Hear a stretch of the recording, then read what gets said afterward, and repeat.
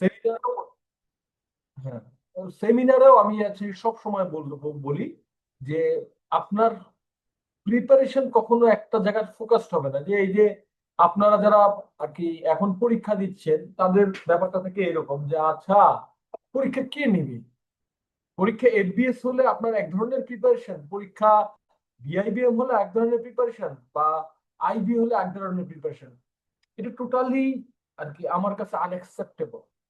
ব্যাপার হচ্ছে প্রিপারেশন নিবেন সমন্বিত এবং অ্যানালিটিক্যাল, মানে সমন্বিত বলতে টোটালটার প্রিপারেশন একসাথে নিবেন, নিয়ে দেখবেন যারা চাকরি পায় তারা কিন্তু একাধিক চাকরি একসাথে পায়। সো ফোকাস প্রিপারেশন না নিয়ে একটা ভার্সাটাইল প্রিপারেশন নেবেন। তো ওই ভার্সাটাইল প্রিপারেশনের পার্ট হিসেবে আমরা সব সময়, আমি বিশেষ করে আমি যেখানেই পড়াইছি, সব যে করছি যে চাকরির যে কোনো প্রস্তুতির ক্ষেত্রে আমি সব সময় অ্যানালিটিক্যাল অ্যাবিলিটিটাকে সব সময় রেখে দিয়েছি। এবং আমার মানে দেখা যাচ্ছে যে আমরা সমন্বিত হওয়ার কারণে দেখা যাচ্ছে প্রাইভেট ব্যাংকে এমটিও পরীক্ষাগুলোতে এই ক্রিটিক্যাল রিজনিং পাজলটা বেশ আসে। তারপরে অ্যানালিটিক্যাল অ্যাবিলিটিটা বেশ আসে, সরি আইকিউ টাইপের কোশ্চেন আসে। তো সেটার একটা সমন্বিত রূপ আমরা চেষ্টা করেছি আপনাদের আর কি স্টুডেন্টদেরকে দেওয়ার। তো যখন এবার রিক্রুট, এটা এবার যে পরীক্ষা পদ্ধতির চেঞ্জ আসবে এটা আমরা আগেই প্রিপেয়ার ছিলাম। তো অন্তত আমি প্রিপেয়ার ছিলাম যখন অনেকদিন ধরে রিক্রুটমেন্ট হচ্ছিল না। এবং আগের এই চেঞ্জটা আসছে, চেঞ্জটা কিন্তু নিয়ে আসছে আমার কাছে যেটা মনে হয় আগের যে গভর্নর, উনি তো হচ্ছে যে আইএমএফ এ চাকরি করেছে, পিএইচডি করা, ওনারা জিআরই জিম্যাট এসব দেওয়া এনারা তো। স্বাভাবিকভাবে আমি যখন হচ্ছে যে সে রিক্রুটমেন্ট হোল্ড করাছিল যে না আগের মতো করে হবে না এরকম শুনেছিলাম আর কি, জাস্ট শোনা কথা, তখনই আমরা ধরে নিয়েছিলাম যে এবার পরীক্ষা পদ্ধতির একটা চেঞ্জ আসবে। এবং বাংলাদেশ ব্যাংকের কর্মকর্তারা সবাই খুব খুশি যে এই চেঞ্জটা আসার কারণে। এবং কারণ তারা ফিল করে যে মুখস্থ বিদ্যার ছেলেপেলে আর আসতেছে না, তারা আর কি যারা হচ্ছে যে আর কি কি বলা চলে, তার রিয়েলি হচ্ছে ক্রিটিক্যাল থিঙ্কিং করতে পারে, রিয়েলি যার ম্যাথমেটিক্যাল স্কিল ভালো, তারা এইগুলোতে আসছে। এই কারণে এই চেঞ্জটা আনা হয়েছে পরীক্ষাগুলোতে। এবং এবার পরীক্ষাটা অনেকটা কম্পিটিটিভ হবে। কম্পিটিটিভ হবে বলতে কি, আহ, কাবিল আমি একটু বক্তব্য দিচ্ছি, মানে যদিও ক্লাসের শুরুতে, মানে এটা আমার মনে হয়েছে দেওয়া দরকার আর কি। কোনো সমস্যা আছে কাবিল? না, কাবিল মাহমুদ? না, ঠিক আছে, আপনি বলুন এগুলো। হ্যাঁ স্যার। হ্যাঁ বলেন। না, আমি জাস্ট হচ্ছে যে একটু গাইডলাইন আমার কাছে মনে হয়েছে শেয়ার করা দরকার এই জন্য। হ্যাঁ, তো এটাই হচ্ছে যে জাস্ট একটু 5-7 মিনিট আলাপ করে তারপরে আমি ক্লাস শুরু করবো। ঠিক তো আছে, যাই হোক, সমস্যা নেই স্যার। হ্যাঁ ওকে। করেন। তো আমার মূল বক্তব্যটা হচ্ছে সবাই একটু ভালো করে খেয়াল করবেন, ইদানিং যারা সাজেশনস দেয়, ইদানিং জাস্ট কয়েকটা ইনটেকে যেটা দেখা গেছে বাংলাদেশ ব্যাংক থেকে একটা হিউজ স্টুডেন্ট চান বিসিএস এর চলে যায়, বা বিসিএস প্রিপারেশন নেওয়া অনেক স্টুডেন্ট বাংলাদেশ ব্যাংকে জয়েন করে। তো তখন যখন আমি হচ্ছে যে আমিও তো বাংলাদেশ ব্যাংকে চাকরি দিয়েছি, চাকরি পেয়েছি, আমি কখনো বিসিএস এর প্রস্তুতিই নেইনি, কখনো নেইনি। তো যখন আমি দেখি যে বাংলা বইয়ের এই হিউজ একটা লিস্ট, তারপরে সাধারণ জ্ঞানের বইয়ের হিউজ লিস্ট, বা ম্যাথের বইয়ের হিউজ একটা লিস্ট, যখন আমি দেখি তখন আমি অবাক হয়ে যাই যে এই সাজেশন কিভাবে আসে, বা এই যে এই ধরনের জিনিসগুলো কিভাবে আসে। তো আহ, অনেকটা অ্যানালাইসিস করে দেখলাম যে ম্যাক্সিমাম যারা এখন পড়াচ্ছে অধিকাংশই বিসিএস এর প্রস্তুতি নিয়েছে। আপনারা দেখেন যারা এই ধরনের সাজেশন দিচ্ছে, এই ইয়াং যারা আর কি চাকরি পেয়েছে, এরা অনেকেই বিসিএস এর প্রস্তুতি নিচ্ছে। তো বিসিএস এর প্রস্তুতির সাথে ওই এই জায়গার প্রস্তুতি মিলে যায়, এই মুখস্থ বিদ্যার একটা সাজেশন হয়ে গেছিল। যাক, এটা হওয়ার ফলে কি হয়েছে, বিসিএস এর প্রস্তুতি যারা নিচ্ছে মুখস্থ বিদ্যার জায়গাগুলো তাদের জন্য অফ হয়ে গেল। এখন হচ্ছে যে রিয়েল খেলা হবে হচ্ছে যে যারা আসলে ক্রিটিক্যাল থিঙ্কিং করতে পারে তাদের, যাদের অ্যানালিটিক্যাল স্কিল ভালো তাদের, যারা ম্যাথমেটিক, ইংলিশ এবং ক্রিটিক্যাল রিজনিং, এই তিনটা জায়গায় হচ্ছে যে আপনার মূল game changer. Not general knowledge, not কি বলা চলে যে যে সাবজেক্ট আছে, যে ফাইন্যান্সিয়াল এন্ড বিজনেস নলেজ, এইগুলো না। মূল মূল নিয়ামক হচ্ছে আপনার রাইটে মানে ইংলিশ, ম্যাথস এবং ক্রিটিক্যাল রিজনিং, এইগুলোই চেঞ্জ করবে, এইগুলো দিয়েই চান্স পাওয়া সম্ভব। এবং আপনার পড়ার জায়গাটা কমে গেছে কিন্তু আপনার প্র্যাকটিসের জায়গাটা বেড়ে গেছে। মানে আগের মতো অত ভাস্ট পড়তে হবে না, কিন্তু আপনাকে একটু মাথাটা খাটাইতে হবে। ইউ নিড টু থিঙ্ক, আপনাকে চিন্তা করতে হবে। ঠিক আছে, যাই হোক, সো যারা বিসিএস এর প্রস্তুতি, ব্যাংকের প্রস্তুতি একসাথে নিচ্ছেন, এখন খেয়াল রাখবেন, যারা ব্যাংকে দিবেন, ব্যাংকের জন্য ফোকাস ভাবে আপনার জায়গাটা আসতে হবে, যে বিসিএস এর মতো ভাস্ট প্রস্তুতি নিতে হবে না, এটা একটু মাথায় রাখবেন। যাই হোক, তো আজকে আমাদের টপিক আমরা আলোচনা করবো ক্রিটিক্যাল রিজনিং। তার আগে যে জিনিসটা আলোচনা করা দরকার সেটা হচ্ছে যে মূলত চারটা জিনিস নিয়ে অ্যানালিটিক্যাল অ্যাবিলিটিটা গঠিত হয়। অ্যানালিটিক্যাল অ্যাবিলিটি যখন বলে, অ্যানালিটিক্যাল স্কিল যখন বলে, তখন মূলত চারটা জিনিসকে আমি ইন্ডিকেট বুঝি। একটা হচ্ছে ক্রিটিক্যাল রিজনিং। এই ক্রিটিক্যাল রিজনিংটা, এই ক্রিটিক্যাল রিজনিং বলতেছে এটাকে অ্যানালিটিক্যাল রিজনিং নামেও বলা হয়। সো রিটেন পার্টে আসলে কিভাবে আসবে আমি এখনো শিওর না। এই যে অ্যানালিটিক্যাল রিজনিং বলেছে, ক্রিটিক্যাল রিজনিং বা অ্যানালিটিক্যাল রিজনিং, অ্যানালিটিক রিজনিং মানে ক্রিটিক্যাল রিজনিং, কিন্তু এটাকে রিটেন পার্টে কিভাবে আসবে এটা আমি শিওর না। তবে আমি চেষ্টা করবো হচ্ছে যে সেটা বোঝার, মানে দেখার চেষ্টা করি অনেক সময়। তো ক্রিটিক্যাল রিজনিং, তারপর হচ্ছে পাজেল। আমি ইনের নাটশেল একটা ওভারভিউ দেবো, এরপরে ক্রিটিক্যাল রিজনিং নিয়ে একটু আলোচনা করব। পাজেল, আচ্ছা, ক্রিটিক্যাল রিজনিং, পাজেল, এরপর হচ্ছে আইকিউ। আইকিউ টাইপের কোশ্চেন, আইকিউ আমি সবগুলোই দেখাবো। আর একটা হচ্ছে যে ডাটা সাফিসিয়েন্সি, ডিএস। এই চার ধরনেরই হচ্ছে অ্যানালিটিক্যাল অ্যাবিলিটি। এখন আইকিউর কোশ্চেনের ভিতরে কোডিং, ডিকোডিং, বিভিন্ন ধরনের দিক আমি দেখতেছি, কোডিং, ডিকোডিং, রিলেশনশিপ, এই সবগুলোই আইকিউর ভিতরে। ঠিক আছে, তারপরে হচ্ছে যে মিররিং, এই তো বিভিন্ন ধরনের জিনিস বলছে, এগুলো সবগুলোই আইকিউর ভিতরে। তো IQ, data sufficiency, puzzle, critical reasoning, মূলত এই চারটা ব্রড ক্যাটাগরিতে অ্যানালিটিক্যাল অ্যাবিলিটিকে ভাগ করা হয়। ঠিক আছে, তো এই চারটা ক্যাটাগরির ব্রড ক্যাটাগরি নিয়ে একটা আইডিয়া দেওয়ার ইচ্ছা ছিল, কিন্তু তার আইডিয়া। সাউন্ড একটু কম মনে হচ্ছে। আচ্ছা, ওকে, এখন ঠিক আছে। এখন আগে থেকে বেড়েছে সাউন্ড। Okay, আমি একটু দূরে চলে গেছিলাম, সমস্যা নাই। তো যাই হোক, আমরা এখন যেটা হচ্ছে যে এই চারটা ধরনের ডাটা সাফিসিয়েন্ট, আজকে আমাদের মূল টপিক হচ্ছে ক্রিটিক্যাল রিজনিং, এটা নিয়ে আলোচনা করব। এটা আছে একটা আর্গুমেন্ট অ্যানালাইসিস এবং লজিক্যাল থিঙ্কিং এর বিষয়। How you think your decision, আপনি আপনার ডিসিশন কিভাবে নিচ্ছেন, এই ডিসিশন মেকিং প্রসেসটা নিয়ে আজকে আমরা আলোচনা করব। ঠিক আছে, এবং আম, আমরা যদি একটু দেখি, দেখি আপনাদের সাথে একটু শুনি ক্রিটিক্যাল রিজনিং, দুইটা ওয়ার্ড নিয়ে আসলে আলোচনা করছি। ক্রিটিক্যাল রিজনিং, ক্রিটিক্যাল মানেটা কেউ আমাকে বলতে পারবেন? What do you understand the word, মানে ওয়ার্ড ক্রিটিক্যাল? ক্রিটিক্যাল শব্দটি দ্বারা স্যার মানে কঠিন কিছু বোঝায়, কঠিন, জটিল বা কঠিন। লোকটা হচ্ছে ক্রিটিক্যাল কন্ডিশনে আছে, তাহলে কি কঠিন অবস্থায় আছে নাকি? না, ইট সিম্পলি মিনস লজিক্যাল, মানে হুইচ ইজ লজিক্যাল। এখানে ক্রিটিক্যাল বলতে লজিক্যাল। আচ্ছা, ক্রিটিক্যাল মানে লজিক্যাল, আচ্ছা ওকে। আর রিজনিং মানে একটু জাস্ট আমাকে পার্টিসিপেট, রিজনিং মানে এনিওয়ান, রিজনিং মানে এটা কি রিজন থেকে রিজনিং এসছে? হ্যাঁ, রিজন, রিজন থেকে রিজনিং। মানে ফরওয়ার্ড রিজন দ্য মানে তো ইভেন্ট গট কারণ, হ্যাপেন, মানে কি কারণে রিজন মানে মানে তো ঘটনাটা ঘটেছে, কেন আমি মানে এটাকে লজিক্যাল বলবো। আচ্ছা আচ্ছা, যুক্তি বা কারণ। কঠিন বিষয় থেকে আচ্ছা, কোনো যদি কি কঠিন বিষয়? ওকে ওকে ওকে, কয়েকজন বলেন কারণ। কারণ যদি হয়, রিজন মানে তো কারণ, রিজন মানে কারণ, তাহলে আপনি যদি হচ্ছে রিজনিং বলি তাহলে কারণিং বলেন, তাইলে তো হয়। আর যাই হোক, হোয়াট এভার, আমরা একটু ওয়ার্ড গুলো দেখি। ক্রিটিক্যাল কথাটা দুইটা একটা ওয়ার্ড থেকে আসছে, ক্রিটিক। ক্রিটিক ওয়ার্ড সম্পর্কে আপনারা পরিচিত? ক্রিটিক মানে কি? আলোচনা। সমালোচনা।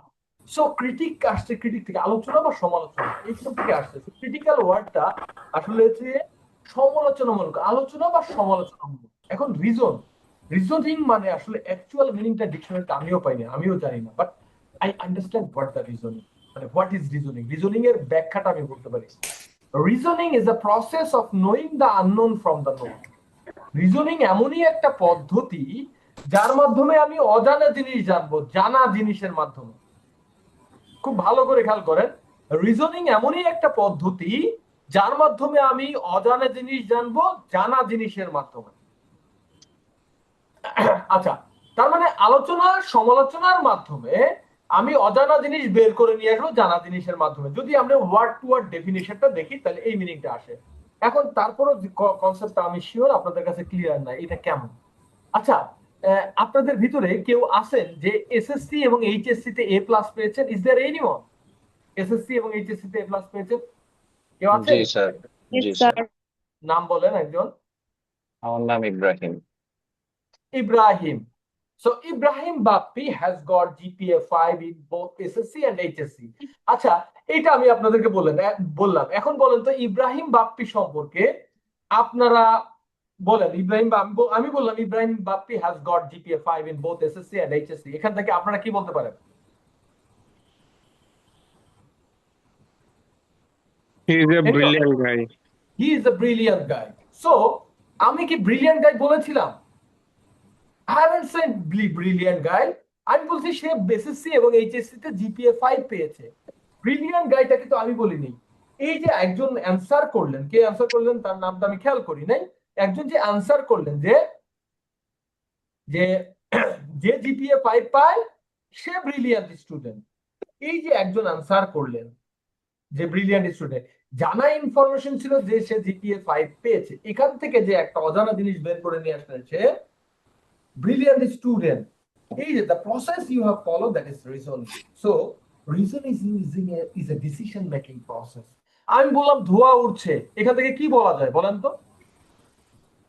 আগুন কোথাও লাগছে। আগুন লেগে আগুন লেগেছে। আমি কি আগুন লাগার কথা বলেছি? বলিনি, আমি বলছি ধোঁয়া উড়েছে। এই ধোঁয়া ওড়া ইনফরমেশন থেকে আপনি একটা সিদ্ধান্তে চলে এসেছেন। You have come to a conclusion, সিদ্ধান্তে এসেছেন। সো আগুন লেগেছে, ধোঁয়া উড়েছে, আগুন লেগেছে। In the process you are follow is called reasoning. ঠিক আছে? তো reasoning is a process of knowing the unknown from the known. Critical reasoning, এই কনসেপ্টটুকু আপনারা ক্লিয়ার হয়েছে কিনা? হ্যাঁ স্যার।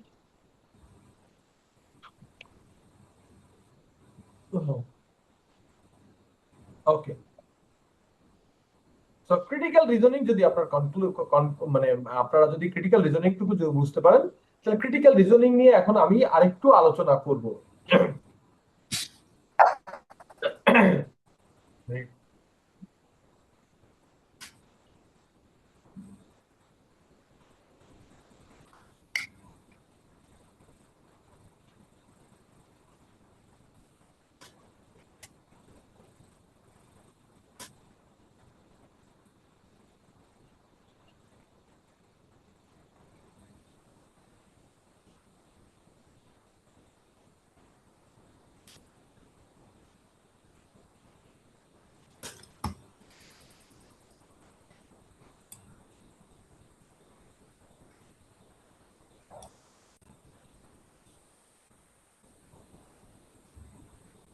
তো এটা একটা ক্রিটিক্যাল রিজনিং, যে জাস্ট এখানে একটা ক্রিটিক্যাল রিজনিং বলা হয়েছে। High levels of fertilizers and pesticides needed when the farmers try to produce high yields of the same crop year after year pollutes water supply K pollute করে। আচ্ছা, expert therefore urge farmers to diversify their crop and to rotate their plantings yearly, এবং তাদের planting গুলো বছরের পর বছর ঘুরিয়ে ফিরিয়ে বলতে বলছে। To receive governmental price support benefit for a crop, farmer must have produced the same crop for the past several years. গভর্নমেন্টের প্রাইস সাপোর্ট বেনিফিট পাওয়ার আশায় কৃষকরা অবশ্যই একই শস্য বছরের পর বছর উৎপাদন করে থাকবে। That statement above if true best support which of the following conclusion? নিচের কোন কনক্লুশনটাকে এটা সাপোর্ট করছে? আচ্ছা, এটা হচ্ছে একটা ক্রিটিক্যাল রিজনিং কোশ্চেন। আমি জাস্ট হচ্ছে কি এটা আপনাদের করাচ্ছি না, এখন পড়াবো পরে। এটা একটা ক্রিটিক্যাল রিজনিং কোশ্চেন। এই ক্রিটিক্যাল রিজনিং কোশ্চেনটা কি করে আমাদেরকে, এই যে ক্রিটিক্যাল রিজনিং কোশ্চেন, এই ক্রিটিক্যাল রিজনিং কোশ্চেনটাকে, এই পুরোটাকে বলা হয় একটা আর্গুমেন্ট। কি বলা হয়? একটা আর্গুমেন্ট বলা হয়। জাস্ট আপনারা যদি এতটুকু মনে রাখেন তাহলে যথেষ্ট। এটাকে বলা হয় একটা আর্গুমেন্ট। ক্রিটিক্যাল রিজনিং এ যেসব কোশ্চেন গুলো সলভ করা হয় সেগুলোকে এক একটা আর্গুমেন্ট বলা হয়। এখন স্যার কাইন্ডলি সাউন্ডটা একটু বাড়ানো যাবে? আমার কাছে হেডফোন নেই। আমার তো আচ্ছা দেখছি। সো আর্গুমেন্ট বলা হয় এই জিনিসগুলোকে। এখন আমি একটু জাস্ট আপনারা একটু লেখেন আর্গুমেন্ট। আর্গুমেন্ট বলতে কি, আমরা যখন একটা আর্গুমেন্ট বলি, আর্গুমেন্ট মানেটা কি বলেন তো? আর্গুমেন্ট মানে যুক্তি তর্ক, তাই না? যখনই এই ওয়ার্ড আর্গুমেন্ট কথাটা আমরা শুনি তখন আমাদের মনে কি ভেসে ওঠে বলেন তো? আর্গুমেন্ট মানে যুক্তি, যখন শুনি যুক্তি কথাটা যখন শুনি তখন আমাদের মাথায় একটা জিনিস ভেসে ওঠার কথা, যুক্তি তর্ক এই জায়গাটা যখন শুনি তখন কি ভেসে ওঠে বলেন তো? যুক্তি তর্ক যখন শুনি, debate. Debate, very good, debate. So আমাদের মাথায় কিন্তু এই যে আর্গুমেন্ট যখন শুনি, যুক্তি তর্ক শুনি, তখন আমাদের মাথায় ডিবেট কথাটা ভেসে ওঠে। আর্গুমেন্ট মানে ডিবেট কম্পিটিশন গুলো ভেসে ওঠে। আমার কথা কি বুঝতে পেরেছেন? ডিবেট কম্পিটিশন, একটা ডিবেট কম্পিটিশন মূলত কি কি থাকে? আমি আমি আমার পড়ার ধরন হচ্ছে যে আপনারা রিপ্লাই দেবেন, আমি আপনাদেরকে কোশ্চেন এখানে করব। পক্ষ বিপক্ষ থাকে, মানে আচ্ছা, পক্ষ ডিবেট। বিপক্ষ থাকে। আর আর কি থাকে? Topic of debate. একটা টপিক থাকবে, you must have a topic. Without topic আপনি কোনো আর্গুমেন্ট করতে পারবেন না। আপনার একটা আর্গুমেন্ট করতে হলে অবশ্যই আপনার একটা টপিক থাকতে হবে, ঠিক আছে? অবশ্যই একটা টপিক থাকতে হবে। You must have a topic to have an argument. Argument থাকতে হলে আপনাকে অবশ্যই একটা টপিক থাকতে হবে। ওকে, ঠিক আছে। টপিক এবার পক্ষ বিপক্ষ থাকবে। এখন মনে করেন একটা একটা আর্গুমেন্টের টপিক আমি বললাম, একটা টপিক আমি বললাম যে বাংলাদেশের সুষ্ঠু নির্বাচনের জন্য তত্ত্বাবধায়ক সরকারের প্রয়োজনীয়তা রয়েছে। এটা একটা আর্গুমেন্ট হয়। আর্গুমেন্টটা কখনো একটা একটা একটা স্টেটমেন্ট হয়। সবসময় আর্গুমেন্ট দেখবেন যখন হচ্ছে কি একটা টপিক হয়, টপিক সেন্টেন্স হয়, ওটা ওটা কিন্তু ফুল বাক্য হয়। দেখবেন যে টপিকটা কখনো ই হয় না, শর্টকাট কোনো কিছু হয় না। তো আর্গুমেন্টে একটা একটা যে কোনো আর্গুমেন্টে একটা টপিক থাকবে। এখন যে পক্ষে বলবে সে কি করে? সে বলে কি, অনেক ধরনের যুক্তি দেয়, অনেক সাপোর্টে অনেক ধরনের যুক্তি দেয়, লজিক দেয়। তারপরে হচ্ছে যে কি বলা চলে, অনেক ধরনের এভিডেন্স দেয়, অনেক ধরনের এক্সাম্পল দেয়, অনেক ধরনের রিজন দেয়, দিয়ে পক্ষে কথা বলে। পক্ষে অনেক কথাবার্তা বলে লাস্টে এসে কি বলে বলেন তো? মনে করেন একটা টপিকের উপরে, সবাই ভালো করে খায়, একটা টপিকের উপরে মানে বিতর্ক হচ্ছে, একজন পক্ষে বলতেছে, পক্ষে সে অনেক লজিক টজিক দিয়েছে। আমাদের আর্গুমেন্টের টপিকটা হচ্ছে তত্ত্বাবধায়ক বা বাংলাদেশের সুষ্ঠু নির্বাচনের জন্য তত্ত্বাবধায়ক সরকারের প্রয়োজনীয়তা রয়েছে, এতটুকু। এটা হচ্ছে যে আমাদের, তো সে পক্ষে অনেক বক্তব্য দিয়ে লাস্টে যে কি বলবে বলেন তো? বাংলাদেশ নির্বাচনে তত্ত্বাবধায়ক সরকার আবশ্যক, অবশ্যই আবশ্যক। বাংলাদেশের নির্বাচনে দেখেন তো, আমার যে মূলত টপিক সেন্টেন্স, যে বিষয়বস্তু, সেটাকেই কিনা কনক্লুশন টানছে না? হ্যাঁ সেটাকেই কনক্লুশন টানছে কিনা সেটা বলেন। হ্যাঁ হ্যাঁ, যেটা জি, তার মানে মূল টপিক সেন্টেন্স থেকে কনক্লুশন। তাহলে এখান থেকে আমরা দেখলাম যে কোনো, এই যে এক একজনের বক্তব্য, এক একজন পক্ষে বলুক বা বিপক্ষে বলুক, এই এক একজনের বক্তব্য হচ্ছে এক একটা আর্গুমেন্ট, যেখানে অনেক লজিক থাকে, অনেক এক্সাম্পল থাকে, রিজন থাকে, সেটা দিয়ে একজন একটা কনক্লুশনকে এস্টাবলিশ করতে সহায়তা করে। সেই কনক্লুশন কি আমরা দেখলাম, টপিক সেন্টেন্সটাই হচ্ছে কনক্লুশন। আমি জিনিসটাকে, তাহলে আমরা একটু কনক্লুশনের সংজ্ঞাটা পড়ি। Conclusion is the main point or central claim of the argument. ঠিক আছে?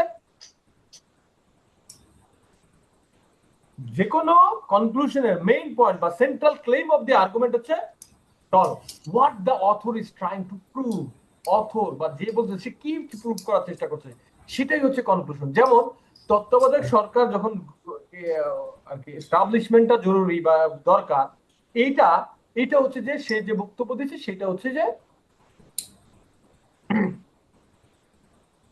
মেইন সেন্ট্রাল পয়েন্ট বা main point of the argument. আচ্ছা, আর এই যে আগে যে লজিক, অনেক ধরনের লজিক দিল, অনেক ধরনের এক্সাম্পল দিল, এক্সাম্পল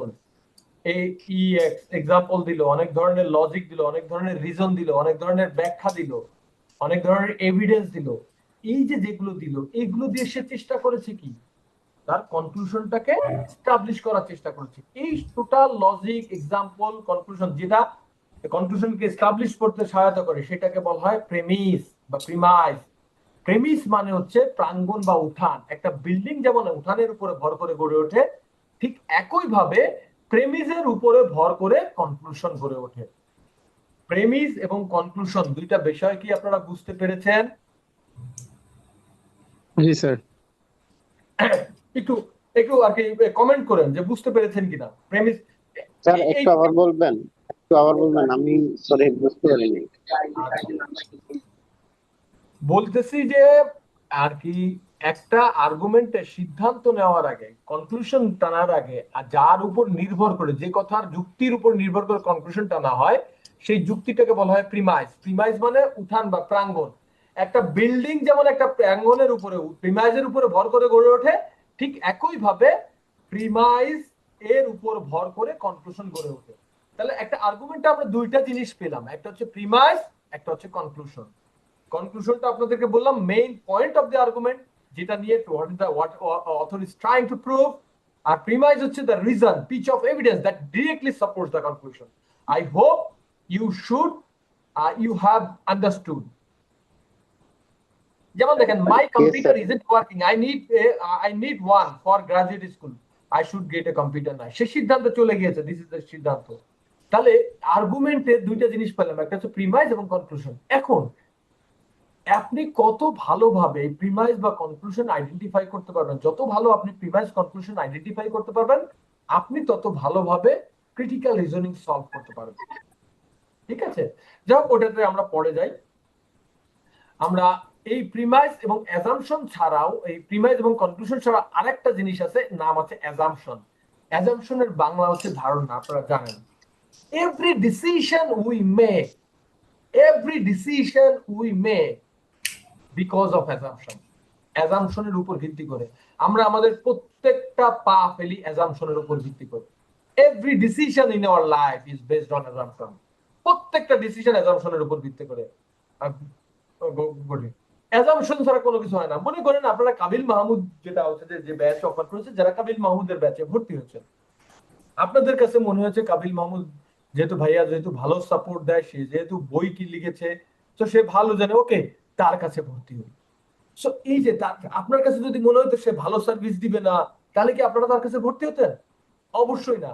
আপনি যে কোনো ডিসিশন নেওয়ার আগে, যে কোনো ডিসিশন নেওয়ার আগে আপনি কি করেন? You you you take an assumption. যে কোনো ডিসিশন নেওয়ার আগে অ্যাজাম্পশন, আমরা অবশ্যই অ্যাজাম্পশনের উপর ভিত্তি করে আমরা কনক্লুশনটা টানি। আচ্ছা, জিনিসটাকে আরো ক্লারিফাই করা দরকার, আরো সুন্দরভাবে ক্লারিফাই করা দরকার। সেটা হচ্ছে যে আমি যখন বলেছিলাম Bappi has got GPA 5 in both SSC and HSC, তখন একজন বলেছিলেন he is a brilliant student. আচ্ছা, তাকে সকল জিপিএ 5 পাওয়া স্টুডেন্ট কি ব্রিলিয়ান্ট স্টুডেন্ট? আপনারা একটু বলেন। He studied really. না, সবাই মানে আমি বললাম কেউ জিপিএ 5 পাইলো, তাহলে কি সে ব্রিলিয়ান্ট? না স্যার। না। No. এই যে একজন অলরেডি না বলে ফেললেন, তাহলে সে কেন ব্রিলিয়ান্ট বলল? তাহলে আপনাদের ভিতরে কেন আমাকে ব্রিলিয়ান্ট বললেন? কারণ হতেও পারে, না হতে পারে। নাও হতে পারে, এইটা কিন্তু আপনার মাথায় আসে নাই। যে ব্রিলিয়ান্ট বলছে সেটা সে কিন্তু এই চিন্তা করে নাই। সে চিন্তা করছে যে জিপিএ 5 পায় সে ব্রিলিয়ান্ট, যে এসএসসি এইচএসসি দুই জায়গায় জিপিএ 5 পায় সে ব্রিলিয়ান্ট, তাহলে বাপ্পিও ব্রিলিয়ান্ট। এখন মনে করেন বাপ্পি সাহেব পরীক্ষা দিয়েছে কোন বছর জানেন? ওই এক বছর ফেসবুকে প্রশ্ন পাওয়া গেছিল না এসএসসি এইচএসসি, মনে আছে কিনা? দেখেছিলেন? আছে? স্যার। হ্যাঁ, বাপ্পি কোনো মতে ওই গ্রুপে ঢুকে গেছিল and he got all the supply and got GPA 5। তাহলে কি বাপ্পি ব্রিলিয়ান্ট স্টুডেন্ট? হ্যাঁ স্যার। ঠিক আছে। আবার মনে করেন হচ্ছে যে এমনও তো হতে পারে যে হচ্ছে যে ওই যে কেন্দ্রে পরীক্ষা আছে সেই কেন্দ্রে খুব প্রভাবশালী নেতার মানে সন্তান হচ্ছে বাপ্পি, এবং সেই got all the supply and got GPA, তাহলে কি ব্রিলিয়ান্ট হলো? ব্রিলিয়ান্ট হয় না। ব্রিলিয়ান্ট হতেও পারে, নাও হতে পারে। ইস্যুটা হচ্ছে যে এখানে যে হতেও পারে দুই রকম। তাহলে কি বাপ্পি ব্রিলিয়ান্ট হলো? ব্রিলিয়ান্ট হতেও পারে, না হতে পারে। কিন্তু আমি যখনই বলেছি যে বাপ্পি জিপিএ 5 পেয়েছে, তখনই এ বললো কি সে ব্রিলিয়ান্ট স্টুডেন্ট, তার মানে তার মাথায় এইসব নকল ঠকল উল্টাপাল্টা চিন্তা আসে নাই। ঠিক আছে, তারা আছে যে যারা জিপিএ 5 পায় তারাই ভালো স্টুডেন্ট, তাহলে এও ভালো স্টুডেন্ট। এটা কিন্তু সে বলে নাই, এই যুক্তিটা কিন্তু সে বলে নাই। এবং এইটার উপর ভিত্তি করে কিন্তু আর কি একটা সে হচ্ছে যে কনক্লুশনটা, হি ইজ এ ব্রিলিয়ান্ট। আমি যখন বলছি ধোঁয়া উঠছে, একজন মেয়ে বললো যে আগুন লাগছে, আমি কিসের ধোঁয়ার কথা বলেছিলাম জানেন? ওই মশা, এডিস মশা মারার যে ধোঁয়া দেয় না, ওই ধোঁয়ার কথা বলছিলাম। আপনি আগুন লাগার কথা আনছেন কেন? কারণ ওনার কাছে মনে হয়েছে ধোঁয়া তখনই হলো যখন আগুন লাগে। তার কাছে মশার মারার ওই এডিস মশা মারার জিনিস মনে হয়নি, বা আমি ধূপ জ্বালাইছে তার আগুন। বা স্টেজে নাচানাচি হলে যে ধোয়া না, সেই ধোয়ার কথা বলেছিলাম, কিন্তু সে বলেছিল আগুন লেগেছে। যাই হোক, আমার মনে হয় আপনারা বুঝতে পারছেন, যে কোনো কনক্লুশন টানার আগে আমরা নিজেদের মতো করে একটা অ্যাজাম্পশন করে নিই, এবং অ্যাজাম্পশনের উপর ভিত্তি করে আমরা কনক্লুশনটা, আমাদের অ্যাজাম্পশন যেমন হবে আমাদের কনক্লুশনটাও ঠিক তেমন হবে। বুঝতে পারছেন? এই যে বাপ্পির যে নকল করালাম, বাপ্পি কোনো কিছু মাইন্ড ফাইন্ড করছেন নাকি? না স্যার, আমি আচ্ছা, সেটা আপনি তো মাইন্ড করলে আমার কিছু যায় আসে না, আমরা হচ্ছে যে পড়ানোর সুবিধার্থে করলাম আর কি। ঠিক আছে? হ্যাঁ, যাক, কোনো সমস্যা না, জাস্ট ফান অ্যাপার্ট। আমরা তাহলে তিনটা জিনিস পেলাম একটা আর্গুমেন্টে, কি কি? প্রিমাইস, কনক্লুশন, অ্যাজাম্পশন, তাই না? আচ্ছা, আরেকটু ক্লিয়ারিফাই করি, বলেন তো কয়টা আঙ্গুল? কয়টা আঙ্গুল বলেন তো? তিনটা। পাঁচটা। পাঁচটা। এই যে পেয়ে গেছি, দেখেন, একজন বলেন তিনটা, আবার একজন চিন্তা করছে যে যেহেতু হচ্ছে যে অ্যানালিটিক্যাল অ্যাবিলিটির কোশ্চেন করা হয়েছে, তাহলে মনে হয় পাঁচটার কথা জিজ্ঞেস করছে, সে বলছে পাঁচটা। আবার যে তিনটা বলছে সে মানে তিনটা আঙ্গুল উঁচু দেখছে, সেই তিনটা দেখে পাঁচটা আর কি বলছে তিনটা। ইউ বোথ আর রাইট, কিন্তু দুইজনের অ্যাজাম্পশন ডিফারেন্ট। যে তিনটা অ্যান্সার করেছে সে অ্যাজিউম করেছে যে যে তিনটা উঁচু করা হয়েছে সে তিনটার কথা জিজ্ঞাসা করা হয়েছে, আর যে পাঁচটা বলছে যে পাঁচটা দেখা যাচ্ছে পাঁচটার কথা বলা হয়েছে, আরো analytical class. Am I right? বুঝতে পেরেছেন? তার মানে অ্যাজাম্পশনও কিন্তু এক ধরনের প্রিমাইস টাইপের, যেটা সাপোর্ট করে কনক্লুশনকে ড্র করতে। বুঝতে পেরেছেন? আমি যখন বলেছিলাম যে বাপ্পি হ্যাজ গট জিপিএ 5, তারপরে তার যে ফ্রেন্ড বা যে ক্লাসমেট যে বললো সে ব্রিলিয়েন্ট স্টুডেন্ট, তার মাথায় কাজ করছে যারা জিপিএ 5 পায় তারা ভালো স্টুডেন্ট, তাহলে বাপ্পিও ভালো স্টুডেন্ট। এই যে প্রথম দুইটা কথা, প্রিমাইস এবং অ্যাজাম্পশন, দুইটাই কিন্তু কনক্লুশনকে সাপোর্ট করে। কিন্তু প্রিমাইসটা স্টেটেড রিজন, ঠিক আছে, ব্যক্ত কারণ, আর অ্যাজাম্পশনটা আনস্টেটেড, বলা থাকে না, কিন্তু সেটা কনক্লুশনকে এস্টাবলিশ হতে সহায়তা করে। বুঝতে পেরেছেন কিনা? Yes sir. আচ্ছা, তাহলে একটা আর্গুমেন্টে দুটো, প্রিমাইস, অ্যাজাম্পশন, কনক্লুশন, আমরা আশা করি সবাই বুঝতে পেরেছি।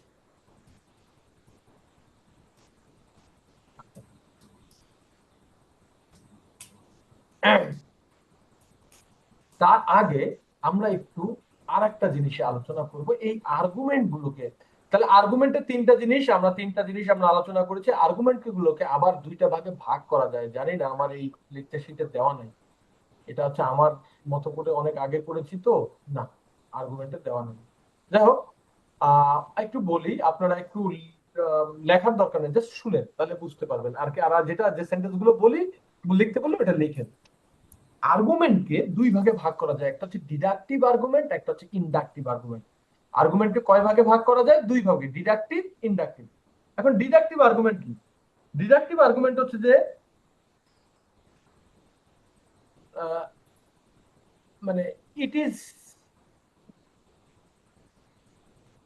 if your premises are true, it is impossible for the conclusion to be false. আপনার প্রিমাইস যদি সত্যি হয়, আপনার কনক্লুশন মিথ্যা হওয়ার কোনো চান্স নেই। আপনার প্রিমাইস যদি সত্যি হয়, আপনার কনক্লুশন মিথ্যা হওয়ার কোনো চান্স নাই। ব্যাপারটা কি রকম আমি একটু বলি, আপনারা খাতায় লেখেন। আমি বললাম man is mortal, I am a man, so I am mortal. So এখানে কনক্লুশন কোনটা? এই যে man is mortal, I am a man, so I am mortal, এখানে কনক্লুশন কোনটা? আমি মত সরি আই এম মর্টাল, আমি মরণশীল, তাই না? এই যে, আর এখানে প্রিমাইস কোনটা? আই এম আ ম্যান, মানে দুইটা ম্যান ইজ মর্টাল, ম্যারেজ। আপনি যদি ম্যান ইজ মর্টাল বলেন, সেটাও আর কি ইয়ে আছে। আপনি যদি man is mortal, I am a ফেরেশতা, আই এম অ্যান অ্যাঞ্জেল, তাহলে কি আমি মরণশীল হব? না। না। বুঝছেন? So man is mortal, I am a man, দুইটাই হচ্ছে কি আমার প্রিমাইস, আর কনক্লুশন হচ্ছে সো আই এম মর্টাল। এখন দেখেন, আপনার প্রিমাইস যদি সত্যি হয়, আপনার কনক্লুশন সত্যি মিথ্যা হওয়ার কোনো চান্স আছে? না। না, মিথ্যা হওয়ার কোনো চান্স নাই। তার মানে আপনার অনেক যে প্রিমাইসের ক্ষেত্রে আপনার প্রিমাইস দেওয়া থাকবে, কনক্লুশন ড্র করতে বলতে পারে। যে বলবে এরকম পরীক্ষার হলে এরকম থাকবে, আপনারা পাবেন, বলা হবে যে man is mortal, I am a man, so what can you infer from the above statement. আপনি উপরের কথা থেকে, এই কথাগুলো না হিব্রু ভাষার মনে হয়েছে আমি যখন প্রথম করতাম, তো ক্রিটিক্যাল রিজনিং করতে করতে করতে বুঝতে পেরেছি যে man is mortal, I am a man, এই উপরের কথা যদি সত্যি হয়, what the conclusion you can draw, আপনি কোন কনক্লুশনটা ড্র করতে পারেন? The above statement implied that, এই উপরের বক্তব্যটা কিটা ইমপ্লাই করে, that we can infer from the above statement, ওখান থেকে আমরা কি ইনফার করতে পারি। আবার the above statement deduce that, এখান থেকে কোন নির্যাসটা আমরা বের করে নিয়ে আসতে পারি, সবগুলোই আসলে ইন্ডিকেট করে কনক্লুশন ড্র করার কথা। সো এই ধরনের ডিডিউস, তারপরে ইনফার, কনক্লুড, ইমপ্লাই, এগুলো দেখলে ঘাবড়াবেন না। তার মানে হচ্ছে যে আপনার প্রিমাইসটা দেওয়া হচ্ছে, ওই প্রিমাইসটা কোন কনক্লুশনের দিকে ধাবিত করছে সেটা আপনাকে জিজ্ঞাসা করা হবে। বুঝতে পেরেছেন কিনা? জি স্যার। আচ্ছা, আরেকটা জিনিস খাতায় লেখেন, some cars are red, some cars are red, you have a car, so it is red. এখন কনক্লুশন কোনটা? You have a red card. না না, you have a red card তো আমি বলিই না, আমি বলছি some cars are red, you have a car, so it is red. তাহলে এটা কোনটা কি হবে, কনক্লুশন কোনটা? So it is red. It is red. So it is red. Okay. So it is red. Deductive inductive শেড করে আমরা হচ্ছে যে লেকচার শিট অনুযায়ী যাব। তো সো ইট ইজ রেড। এখন গাড়িটা কি লাল? Some cars are red. নাম হতে পারে। গাড়িটা লাল না, তাহলে কি কালার?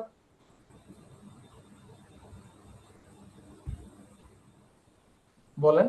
Anything. লাল ছাড়া অন্য কিছু? You cannot be sure about the conclusion. আপনি লাল বাদে স্যার যে কোনো কালার। যে কোনো কালার হতে পারে, লাল হতেও পারে, নাও হতে পারে। দেখেন আমার প্রিমাইস যদি সত্যি হয়, some cars are red, you have a car, so it is red, আমি সো ইট ইজ রেড, এটা কি মানে ভ্যালিড হলো? হয় না, তাই না? যে এটা হতেও পারে, না হতে পারে, এটা হচ্ছে ইন্ডাকটিভ আর্গুমেন্ট। এখন বলেন তো, আমি কি বললে গাড়িটা লাল হবে? This car is red. This car is red না, মনে করেন কনক্লুশনটাকে ঠিক হবে কি বললে? প্রথম কি বললে হবে? অনলি বললে একমাত্র তখন অনলি কি? যদি sir all cards are red এটা বললেন। Very good, Abdullah Al Ahad nine বলেছে অল কার্স আর রেড। আমি যদি বলি all cars are red, I have a car, so it is red, এই যে এই কথা যদি বলি, তাহলে কি গাড়িটা কি লাল হবে না? দেখেন তো ডিডাকটিভ হয়ে গেল না? হ্যাঁ।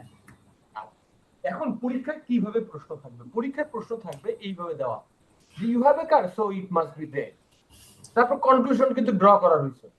তারপর বলবে আপনার কনক্লুশন উড বি ভ্যালিড, আপনার কনক্লুশন যুক্তিযুক্ত হবে, if it is true that, যদি এটা সত্যি হয়।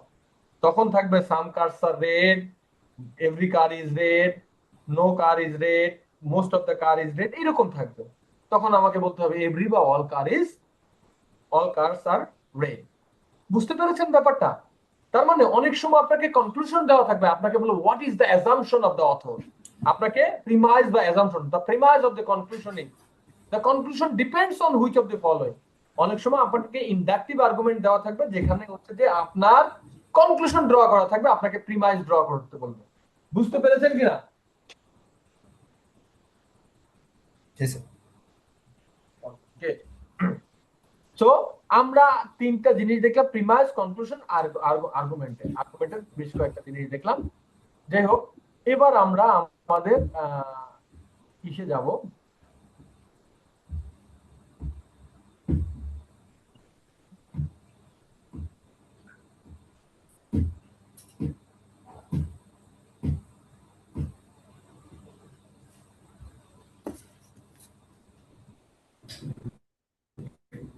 এখন আমরা এই যে কিছুক্ষণ আগে বললাম, আমাদের ভিতরে একটা সমস্যা হয়, সেটা হচ্ছে যে ট্রুথ আর ভ্যালিডিটি, এই দুইটা নিয়ে আমাদের একটু সমস্যা হয়।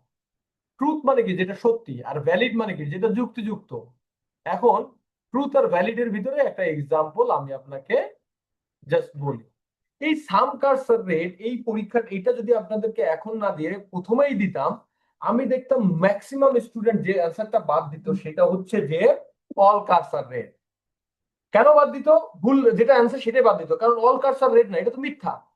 তো আপনি যখন ক্রিটিক্যাল রিজনিং সমাধান করবেন, খেয়াল রাখবেন আপনাকে দেখতে হবে logical structure, analyse and understand the logical structure. আপনাকে লজিক্যাল স্ট্রাকচার দেখতে হবে, আপনাকে ট্রুথ খুঁজতে হবে না। যে কোনটা সত্যি কোনটা মিথ্যে এটা না, আপনি লজিকটা দেখার চেষ্টা করবেন। আপনার ব্যাপারটা হচ্ছে এটা, কোনটা সত্যি, পৃথিবীতে কি হচ্ছে না হচ্ছে এই জায়গাটা। So assess the validity of the conclusion আপনাকে ড্র করতে হবে, তারপরে আমরা রাইট অ্যান্সারের দিকে যাবো আর কি। তো এই ক্রিটিক্যাল রিজনিং এ বেশ কিছু ব্যারিয়ার আছে। এই ব্যারিয়ারের ভিতরে একটা ব্যারিয়ার হচ্ছে জেনারেলাইজেশন। একটা ব্যারিয়ার হচ্ছে জেনারেলাইজেশন। আমি জেনারেলাইজেশনটা বলেই আমরা সমাধানে চলে যাব। জেনারেলাইজেশন মানে হচ্ছে সাধারণীকরণ, মানে মানুষকে সাধারণের পর্যায়ে ফেলে দেওয়া, মানে সবার ভিতরে ফেলে দেওয়া, মানে তাকে ও কি স্টিরিওটাইপ করা বলে। স্টিরিওটাইপ এটা কিন্তু ভোকাবুলারি হিসেবে পরীক্ষায় আসে, যে মানুষকে হচ্ছে কি ও মানে মিসজাজ করা, মানে তার ই যেমন কিছু ই মনে করেন যারা শহরে আপনারা আছেন, অনেকে ঢাকায় ঢাকায় বড় হয়েছেন, ই করছেন, শুনছেন অজপাড়াগা থেকে একটা ছেলে আসছে, তাহলে ওই ছেলে সম্পর্কে আপনার ধারণা কি, বেসিক ধারণা কি? যদি শুনেন ওই ছেলেটা অজপাড়াগা থেকে আসছে, বলেন তো। সে অনেক সুবিধা বঞ্চিত। সুবিধা বঞ্চিত।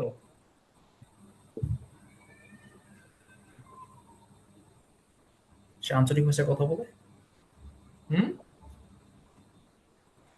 আঞ্চলিক কি ভাষায় কি কথা বলে। আঞ্চলিক ভাষার কথা বলে, সে আনস্মার্ট, শিয়াবুদ্দিন বলেছে, অ্যাকচুয়ালি তাই আনস্মার্ট, ওই যে সুবিধা বঞ্চিত, এগুলো হচ্ছে যে ভদ্র ভাষার কথা, অ্যাকচুয়ালি খ্যাত, isn't it? But the guy who came from village might be smarter than you, more knowledgeable than you, more handsome than you. আমিও খুব অজপাড়াগা থেকে আসছি, বাট আর সব দিক থেকে আপনার থেকে স্মার্টার হতে পারে। আমার কথাটা ভালো করে বোঝেন। The guy came from the village might be smarter than you, more knowledgeable, কিন্তু আপনি কি করলেন? অধিকাংশ ক্ষেত্রে এটাও খ্যাত। এই কাজ করা যাবে না। এটাকে বলা হয় জেনারেলাইজেশন, সবাইকে জেনারেলের কাঁটায় ফেলে দেওয়া। এটার একটা বেসিক এক্সাম্পল আমরা একটা এখনই একটা এই সমাধানের মাধ্যমে করব জেনারেলাইজেশন।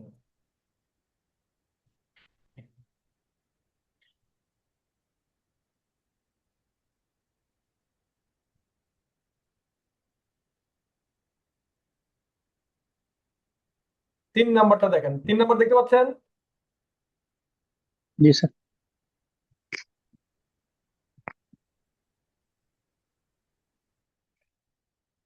এখানে অ্যান্সারটা দিবেন সবাই, একটু অ্যান্সারটা দেওয়ার চেষ্টা করবেন। আমরা ঢুকে গেছি, আমাদের এখন হচ্ছে যে আমরা আমাদের সলিউশনে চলে আসছি। ক্রিটিক্যাল রিজনিং এর আরো আলোচনা আছে, আসলে শর্ট মোমেন্ট তো 2-3 দিনে হচ্ছে কি আমরা 9টা ক্লাসের একটা সাজাইছি আমি, কিন্তু 9টা তো না, আপনাদের হচ্ছে 2টা-3টা দিয়ে একটা ওভারভিউ দিয়ে দিব, পরীক্ষার হলে যেন ভালো করে আসতে পারে। তবে critical reasoning is going to be key factor. Bangladesh bank আমাদের আপনাদের বলছে, এখন এটা বলেছেন কিনা জানি না, যে প্রত্যেকটা সাবজেক্টে আলাদা আলাদা পাস করার কথা বলছে কিনা তাও তো জানি না, বাট এটা ইনকর্পোরেট করা মানে আপনাদেরকে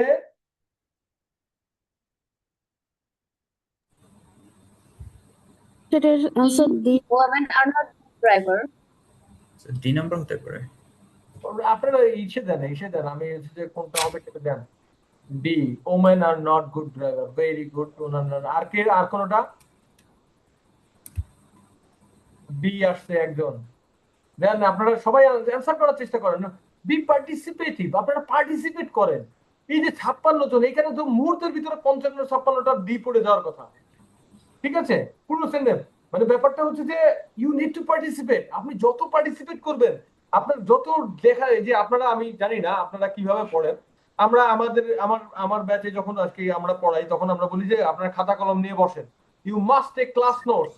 আপনারা ক্লাস নোট নেবেন। যত আপনারা দেখবেন আপনাদের ভার্সিটি লাইফে যে ছেলেটা ক্লাস নোট নিয়েছে সে কখনো খারাপ রেজাল্ট করে নাই, যে নিয়মিত ভার্সিটি বা স্কুল কলেজে ক্লাস নোট নিয়েছে সে কখনো খারাপ ক্লাস রেজাল্ট করে নাই। You need to be participative. আপনাকে ইউ নিড টু বি, আপনি বাংলাদেশ ব্যাংকের এডি হতে চাচ্ছেন, you need to be outspoken. আপনি যখন একটা ব্যাংকে চাকরি করবেন, ইউ ডিল উইথ, আপনি ট্রাস্ট ফ্যাক্টর নিয়ে কাজ করবেন। মানুষ নিজের বাপরে বাইরেও টাকা দেয় না, কিন্তু ব্যাংকে যে টাকা দেয় মানে আপনার হাতে টাকা দিয়ে যাবে, তার মানে আপনাকে কত ডিল বিলিভ করবে। আপনাকে সেই বিশ্বাসের জায়গাটা ক্রিয়েট করতে হবে, আপনি কথা বলবেন, পার্টিসিপেট করবেন। আচ্ছা, ডি, ওকে, অনেকে ডিটা বলছেন। আচ্ছা, টম এন্ড জেরি দেখেছেন? জি টম স্যার। এন্ড জেরি সবাই দেখেছেন। আচ্ছা, যাই হোক, হ্যাঁ, আমি প্রথমে সেন্টেন্সটা কি বলছে সেটা দেখি। আই উড রাদার দ্যাট, আমি বরং চাই যে you not overtake the car, আপনি গাড়িটাকে ওভারটেক করবেন না।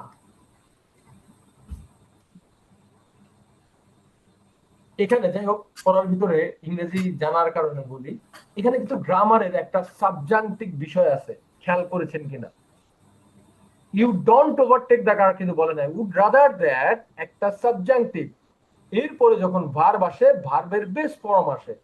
I would rather that you be a doctor, এটা লিখে রাখতে পারেন, আমার যেহেতু চলে আসছে সেহেতু বলছি যে এইগুলোর পরে ভার্বের বেস ফর্ম হয়। আই উড রাদার দ্যাট যখন হচ্ছে যে কাউকে কোনো কিছু এক্সপেকটেশন ভবিষ্যতে হওয়া বা কোনো কিছু করার কথা হলে সবসময় ভার্বের বেস ফর্ম হবে ইউ বি এ ডক্টর। আর যদি নেগেটিভ করতে হয় নট আসে, you don't overtake the car আসে না।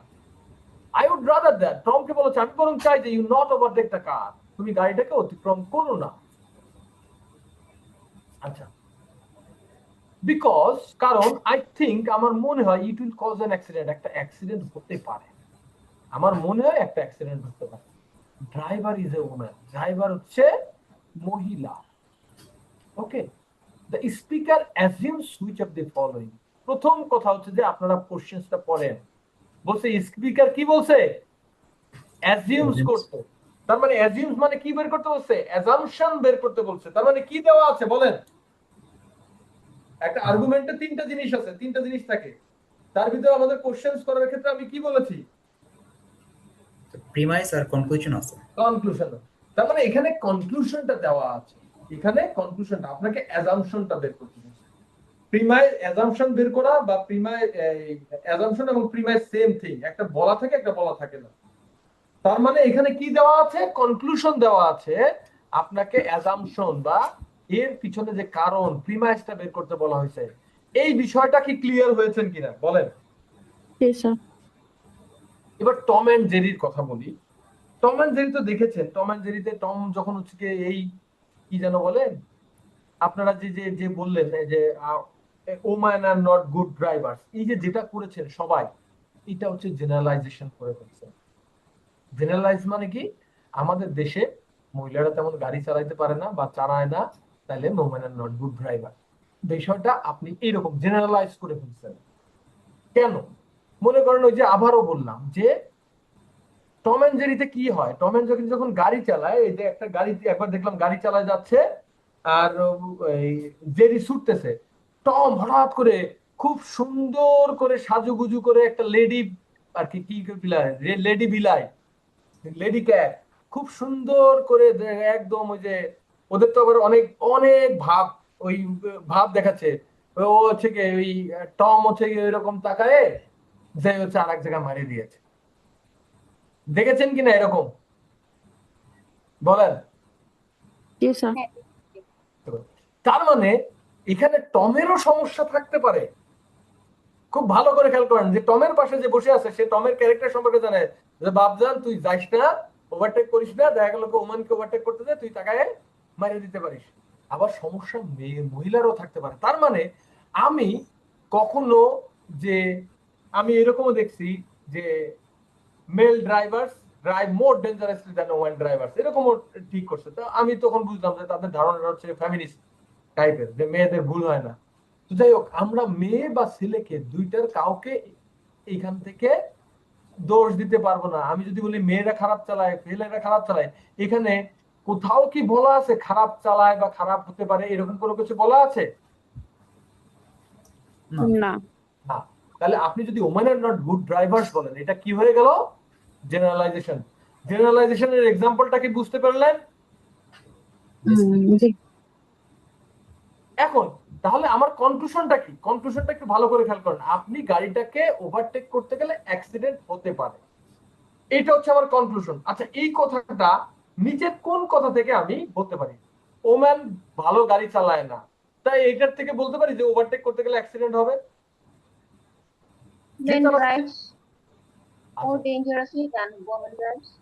তাহলে মেন এটা ড্রাইভ, করা হওয়ার পসিবিলিটি। এটাও যদি বলেন এটাও তো হয় না, তাহলে এখান থেকে গাড়ি অ্যাক্সিডেন্ট হতে পারে এটা বলা যায় না।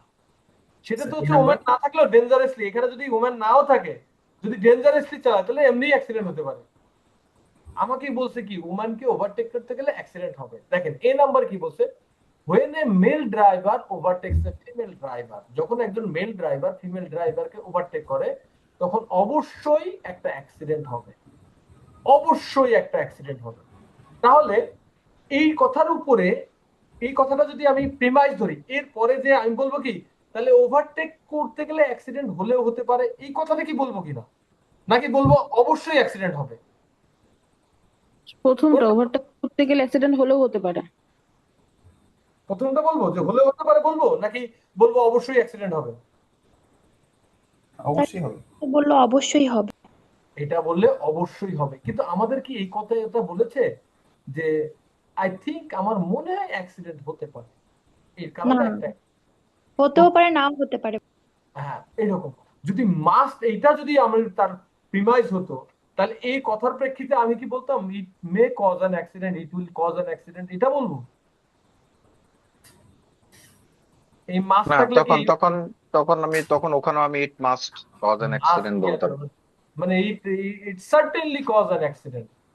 এখন দেখেন it is dangerous for man overtake a car, এটা তো আবার সেই জেনারেলাইজেশন হয়ে গেল। বা ইট ইজ ডেঞ্জারাস, এটা বিপজ্জনক to overtake a woman driver, একটা ওম্যান ড্রাইভারকে অতিক্রম করাটা বিপজ্জনক। এখন বিপজ্জনক, যদি বিপজ্জনক, ওকে ওভারটেক করতে গেলে বিপদ হতে পারে, তাহলে কি হতে পারে? স্যার এটাও তো জেনারেলাইজেশন হয়ে যায় না? কিরকম বলেন তো? মানে ওমেন ড্রাইভারকে ক্রস করলে অবশ্যই ডেঞ্জারাস হতে পারে, এটাও তো একটা জেনারেলাইজেশন হয়ে যায় না? আচ্ছা, জেনারেলাইজেশনটা কি? আমি কনক্লুশন টানার ক্ষেত্রে জেনারেলাইজেশন করি। আপনি এখানে কি বের করতেছেন দেখেন তো, অলরেডি আমার কনক্লুশন ড্র করা রয়েছে যে আমার মনে হয় একটা অ্যাক্সিডেন্ট হতে পারে। একটু ভালো করে খেয়াল করেন, আমার মনে একটু স্যার এখানে একটা কথা আছে স্যার, এখানে যে যখন আমি প্যাসেজটা পড়ি স্যার, সেখানে তো জেনারেলাইজেশন অলরেডি করা আছে না স্যার, যে the driver is a woman. তো এটা কি আমাকে বলে দিচ্ছে না যে এখানেও তো মানে কনক্লুশন দিয়ে দিচ্ছে যে ড্রাইভারটা কিন্তু মহিলা? আচ্ছা, আপনাকে এখানে জেনারেলাইজেশন করে নাই। নাম্বার ওয়ান ইস্যু হচ্ছে যেটা, আপনি যখনই কোনো ডিসিশন নিবেন জেনারেলাইজেশন করতে পারবেন না। যে অধিকাংশ ক্ষেত্রে যেটা হয় সেটা সবার ক্ষেত্রে সত্যি নাও হতে পারে, ঠিক আছে? জেনারেলাইজেশন করে অলরেডি এইখানে দেওয়া হচ্ছে অ্যাজাম্পশন, বলছে অ্যাজিউম কি, অ্যাজাম্পশন চাইছে, তার মানে আমার অলরেডি কনক্লুশনটা ড্র করা আছে যে আমার মনে হয় অ্যাক্সিডেন্ট হতে পারে, ওভারটেক করতে গেলে, ওভারটেক করতে গেলে আমার অ্যাক্সিডেন্ট হতে পারে, মহিলাটাকে ওভারটেক করতে গেলে অ্যাক্সিডেন্ট হতে পারে। মূল বক্তব্য হচ্ছে এটা, এটা কি কনক্লুশন, অলরেডি কনক্লুশন ড্র করা রয়েছে। এই কনক্লুশনটা কোনটার উপর ড্র করবেন, কার উপর ভিত্তি করে আমি ড্র করতে পারবো? অলরেডি কনক্লুশন টানা রয়েছে, এখন এর কারণটা কি হতে পারে, কোন কথার উপর ভিত্তি করে আমি এই কনক্লুশনটা ড্র করতে পারি সেটা। আর জেনারেলাইজেশনটা কি, আমার যে বক্তব্য দেওয়া সেই বক্তব্যের ভিত্তির উপর ভিত্তি করে আমি যে জিনিস টানবো সেটা আমি জেনারেলাইজ করতে পারবো না। যেমন আমরা বলেছিলাম সে জিপিএ 5 পেয়েছে, সকল জিপিএ 5 পাওয়া কি ভালো স্টুডেন্ট? আপনারা বললেন না, তাহলে তাকে ভালো স্টুডেন্ট বলছে, ওইটা জেনারেলাইজেশন হয়ে গেছে। স্যার সি যদি হয় তাহলে ই কেন হবে না? আচ্ছা, একটু ভালো করে দেখেন, একটা আপনি একটু ভালো করে খেয়াল করেন, কনক্লুশনটা বোঝার চেষ্টা করেন। কনক্লুশনটা কি বলেছে আমি যদি বলি, একটু ভালো করে খেয়াল করেন, আমি যদি একটা জিনিস বলি, আমরা যদি এইভাবে বলি যে আমি গত 3 রাত ঘুমাই নাই, শরীর মাথা খুব খারাপ লাগছে, তাহলে আমার ঘুম প্রয়োজন। বা আমি খুব পরিশ্রম করেছি, আমার ঘুম প্রয়োজন। এই যে আমি বললাম যে আমার ঘুম প্রয়োজন, তাই না? আমার ঘুম প্রয়োজন, এটা হচ্ছে আমার সিদ্ধান্ত। এখন শুধু বলা যদি থাকে যে আমার ঘুম প্রয়োজন, এই কনক্লুশনটা আনছি, এখন এর কারণটা কি হতে পারে, এর কারণটা কি হতে পারে? তাহলে আপনি যে যে কারণে ঘুম প্রয়োজন সেই ব্যাখ্যা যদি দেন, তাহলে কি আপনার সেটাকে ভ্যালিডেট করে কিনা? জি। আমার কথাটা কি বুঝতে পারছেন? সেখানে অনেকগুলো কারণ, 100 কারণ হতে পারে।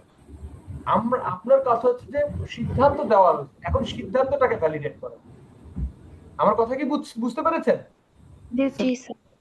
আপনারা যেটা করেছেন এর আগে এটা পরেই ধরে নিয়েছেন যে আপনারা জেনারেলাইজ করবেন, আমি জানি যে এটাকে ধরে নিয়ে আপনি woman are not good driver. আপনারা কিন্তু এই কোশ্চেন্সও কি জানতে চাইছে এটাও খেয়াল করেননি, স্যার বুঝছেন? এখানে তো যখন আমি বলছি ডি তখন আমি ভাবছি যে স্পিকার ডি ভাবছে, তাই সে ডিটা আমরা রাইট বললাম। তো এখানে তো আসলে সি হলে তো ডি একই কথা হয়ে যায় না, দুইটাই তো জেনারেলাইজেশনই হয়। আচ্ছা, জেনারেলাইজেশনটা আপনারা মিসপারসিভ করছেন। আমি আরেকটা দেখাই, তাহলে আপনারা বুঝতে পারবেন এইটা।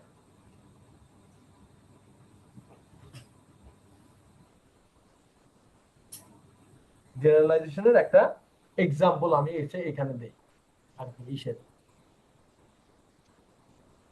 প্রথম কথা হচ্ছে যে জেনারেলাইজেশনটা কি? জেনারেলাইজেশনটা হচ্ছে যে আপনি একটা জিনিসকে আপনার মতো করে চিন্তা করে নিয়ে আসবেন, সেটা হচ্ছে জেনারেলাইজেশন। আপনার মতো করে চিন্তা করব। আমি যখন বলা হয়েছে যে গাড়ি চালাতে পারে না, আপনারা এটা ওভারটেক ড্রাইভার ওম্যান, এখান থেকে আপনারা বলছেন woman are not good driver, ওম্যানরা খারাপ গাড়ি চালায়। এখন দেখেন এইখানে ওম্যানরা খারাপ গাড়ি চালায় এইরকম কোনো বক্তব্য দেওয়া আছে কিনা? আছে? না। নাই। তাহলে আপনারা কিসের ভিত্তিতে woman are not good drivers বললেন? এটা পারসিভ করা ছিল আমাদের। আপনি পারসিভ করেছেন। এই যে পারসেপশন, এই জেনারেলাইজেশন করা যাবে না, একটু ভালো করে খেয়াল করেন। Number one is to. এখন আপনাদের সমস্যা, আপনারা বলছেন কি এ তো জেনারেলাইজ করে ফেলছে, কি জানো, রাইটারই তো জেনারেলাইজ করছে। রাইটার এখানে কোথায় ওম্যানের দোষ দিয়েছে বলেন? The driver is a women, তাহলে ওমেনকে যদি ওভারটেক করা ডেঞ্জারাস হয় তার মানে তো সে গুড ড্রাইভারই না, সেটাই তো বোঝাচ্ছে। কেমনে বুঝাইলো গুড ড্রাইভার না? ওই যে ওই টমের চরিত্রের এক্সাম্পলটা দিলাম কি জন্য? টম স্যার যদি ওই ডেঞ্জারাস, টম যদি মেয়েটা দেখে এরকম তাকায় থাকে, তারপর যদি মাইরে দেয় আর এক জায়গায়, চালাতে চালাতে ঢুম করে এক জায়গায় মাইরে দিল, তাহলে কি woman are not good driver বলেন? স্যার আমার এখানে স্যার এখানে ই উত্তরটা হতে পারে, কারণ ইতে না, বলা আছে এই স্যার। উত্তরটা হতেও পারে না, হতে পারে না। প্রথম কথা হচ্ছে এই উত্তর হতেই পারে না। খুব ভালো করে খেয়াল করেন, আপনারা একটা জিনিস স্কিপ করে যাচ্ছেন। আমি কিছুক্ষণ আগে বললাম যে আমার ঘুম দরকার, এর পিছনে অনেকগুলো কারণ, এটাকে ভ্যালিডেট করেন। এখানে বলতেছে কি আপনাকে কিন্তু আপনাকে কিছু সিদ্ধান্ত চাওয়া হয় নাই যে এই কথার উপর ভিত্তি করে। এখানে বলছে ওম্যানটাকে ওভারটেক করলে অ্যাক্সিডেন্ট হতে পারে, এটা একটা সিদ্ধান্ত দিয়ে দিয়েছে। এখন ওম্যানটাকে ওভারটেক করলে অ্যাক্সিডেন্ট হতে পারে, এই কথাটা কোন কথার উপর ভিত্তি করে টানা যায়? আমি যখন বললাম ধোঁয়া উঠছে, একজন বললেন আগুন লাগছে। এই যে আগুন লাগছে না, আমি যদি শুধু বলি আগুন লাগছে, সে বলেছে আগুন লাগছে, তাহলে এই আগুন লাগছে এই কথাটুকু বলেছে, তাহলে একটা সিদ্ধান্ত দিয়েছে। এই আগুন লাগছে এই কথাটাকে ভ্যালিডেট করতে হবে যে হ্যাঁ আগুন লাগছে। যে চারিদিকে ধোঁয়া দেখা যাচ্ছে, ধোঁয়া তখনই হলো যখন আগুন লাগে, তাহলে আগুন লেগেছে। আমার কথাটাকে বুঝতে পেরেছেন? জি স্যার। আসসালামু আলাইকুম ভাই। হ্যালো হ্যালো, ওয়ালাইকুম আসসালাম ভাই, আমি ক্লাস শেষ করে ফোন দিচ্ছি। হ্যাঁ, ওই যে ওইটার বিষয়ে তো। Okay.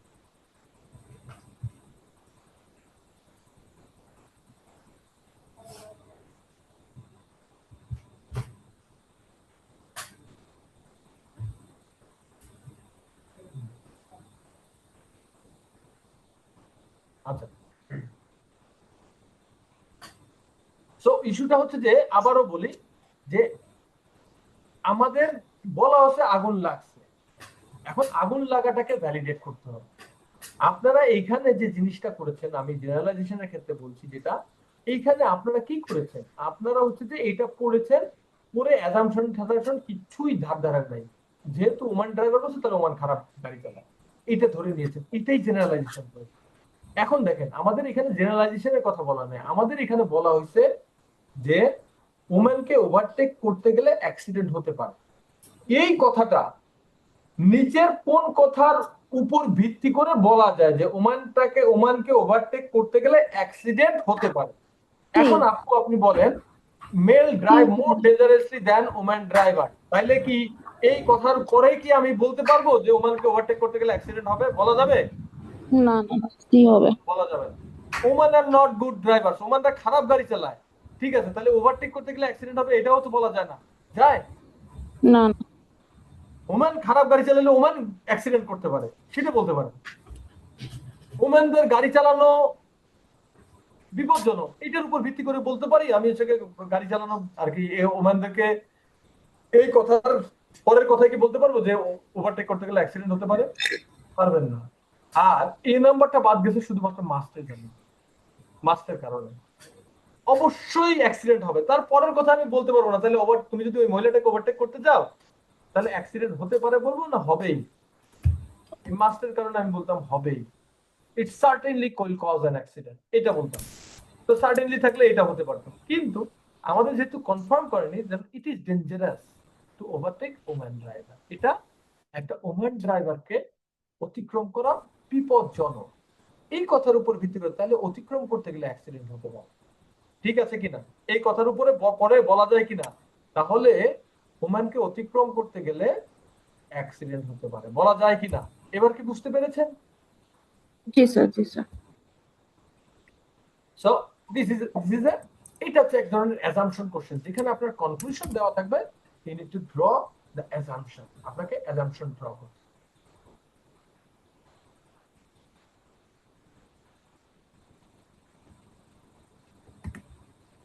হ্যাঁ, তো আরেকটা হচ্ছে ইউ হ্যাভ টু মানে ক্রিটিক্যাল রিজনিং এ আপনাকে অনেক মানে করতে হবে। আচ্ছা, এবার আমরা আসি আমাদের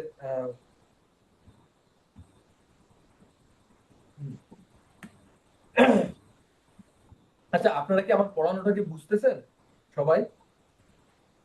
জি স্যার। বলবেন বুঝতেছেন কিনা? মানে it's a totally new thing to you, right? জি স্যার, বুঝতেছি। আচ্ছা, আরেকটা ইস্যু হচ্ছে যে টোটালি নিউ থিং, আরেকটা জিনিস হচ্ছে যে আপনারা ইংলিশ ম্যাথ বছরের পর বছর করে আসছেন, করে এসে এখনো হচ্ছে যে আপনারা পড়েন, আর এটা হচ্ছে প্রথম দিন। আপনারা বুঝলেই আমি মোটামুটি সার্থক। যে এটা হচ্ছে যে অনেকটা চাঁদ দেখার মতো। চাঁদ দেখেছেন? এই যে কি রোজা বা ঈদের চাঁদ দেখেছেন? কখনো দেখছেন ছাদে উঠে রোজা বা ঈদের চাঁদ? জি স্যার। আচ্ছা, যখন দেখে তখন কি হয়? ব্যাপার হচ্ছে যে যে চাঁদ দেখে নাই প্রথমে যে উঠছে সে কি করে? সে বিভিন্ন জায়গায় খুঁজতে থাকে, এদিক ওদিক ওদিক ওদিক দেখে, তাই না? মানে সে কিন্তু খুঁজে পায় না প্রথম যে যে দেখে, প্রথম এক এক দেখাতেই চাঁদ পায় না। তখন পাশে যে দেখতে পারে সে এরকম করে বলে যে তুই ঘটিটা সোজা করে এবার। তো ক্রিটিক্যাল রিজনিং ব্যাপারটা এইরকম, আপনার ওয়ে অফ থিঙ্কিং এক, আমার ওয়ে অফ থিঙ্কিং এক, সবার ওয়ে অফ থিঙ্কিং। আমাকে কি করতে হয়? প্রথমে ওই চাঁদ দেখার মতো ঘেটিটাকে আগে নিউট্রালাইজ করতে হয় আপনাদের, যে বাবা ঘেটিটা নিউট্রালাইজ করে এবার আমি যেভাবে দেখতেছি ওই যে চাঁদ, ঠিক ওইভাবে ডিরেকশনটাকে দেখানো লাগে। এই জন্য ক্রিটিক্যাল রিজনিং এ প্রচুর কথা বলতে হয়, প্রচুর কথা বলতে হয়। 5টা ক্রিটিক্যাল রিজনিং করার পরে মাথা হ্যাং করে ম্যাক্সিমাম। যাই হোক, আমরা একটু আলোচনা করি। আমরা যে দা ওয়ে আমরা ক্লাস নিই, ওই ওয়েতে আসলে ক্লাস নেওয়াটা টাফ। তারপর আমি শর্ট মোমেন্টে ক্রিটিক্যাল রিজনিং, এগুলো অ্যানালিটিক্যাল রিজনিং যেটা বলছি, ক্রিটিক্যাল রিজনিং এগুলো কিন্তু ক্রিটিক্যাল থিঙ্কিং এর পার্ট, ক্রিটিক্যাল থিঙ্কিং এবং অ্যানালিটিক্যাল রিজনিং এর একটা পার্ট। এখন আমি জানি না রিটেনে আপনাদের এমসিকিউ দিবে নাকি মানে আপনাকে কনক্লুশনটা ড্র করতে বলবে। মানে এমন হতে পারে যে কনক্লুশনটা ড্র করতে। একটু ভালো করে খেয়াল করেন, high levels of fertilizers and pesticides. আপনাদের ভিতরে আজকে আমি একটা জিনিস বলি, আপনাদের যদি এটা পড়তে দিতাম আপনারা পড়তেন একবার জায়গা 4বার পড়তেন, পড়ে আপনারা দেখা যেত কি কোনটা অ্যান্সার খুঁজে পেতেন না, অনেকে আগে কি পড়ে আসছেন সেটাও ভুলে যাবেন। এখনো যদি পড়তে দিই পড়বেন। তো আমি যে জিনিসটা হচ্ছে যে এই ক্রিটিক্যাল রিজনিং এর পড়ার সময় আপনার রিডিং স্কিলটাকে অনায়াসে 50% ইনক্রিজ করে ফেলবে।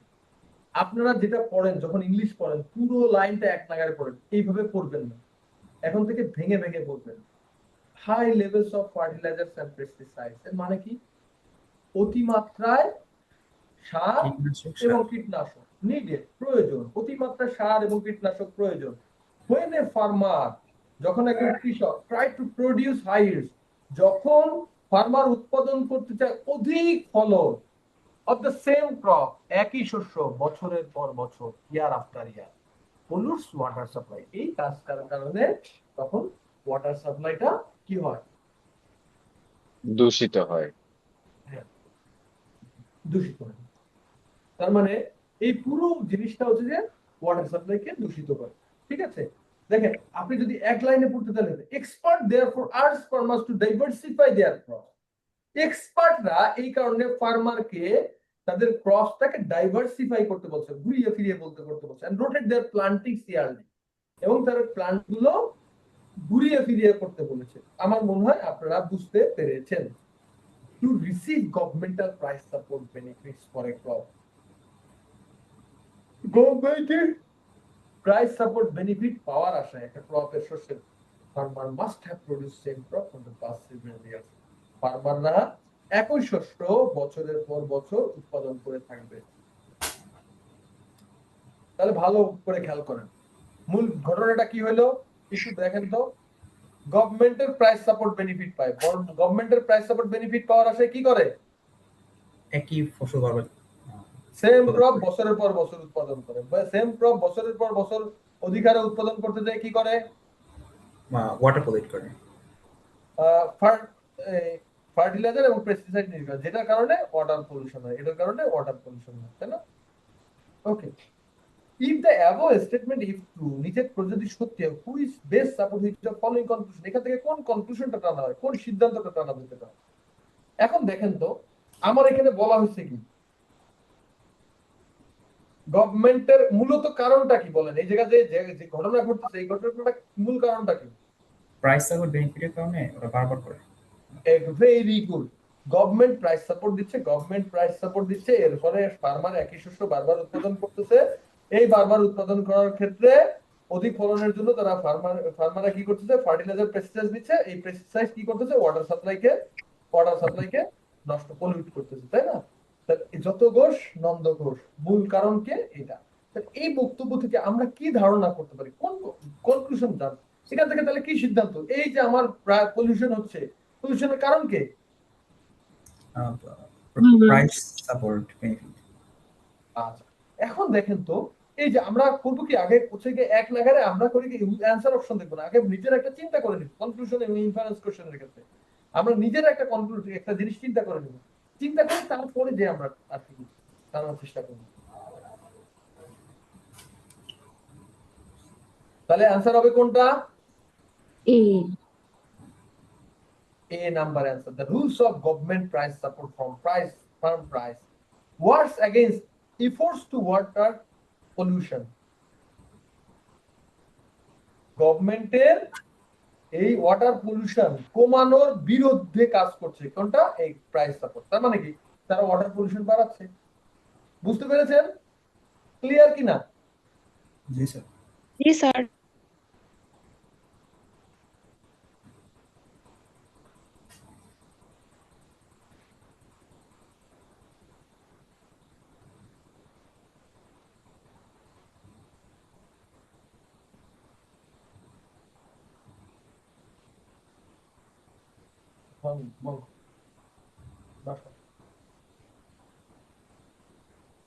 না কাল বই করবি।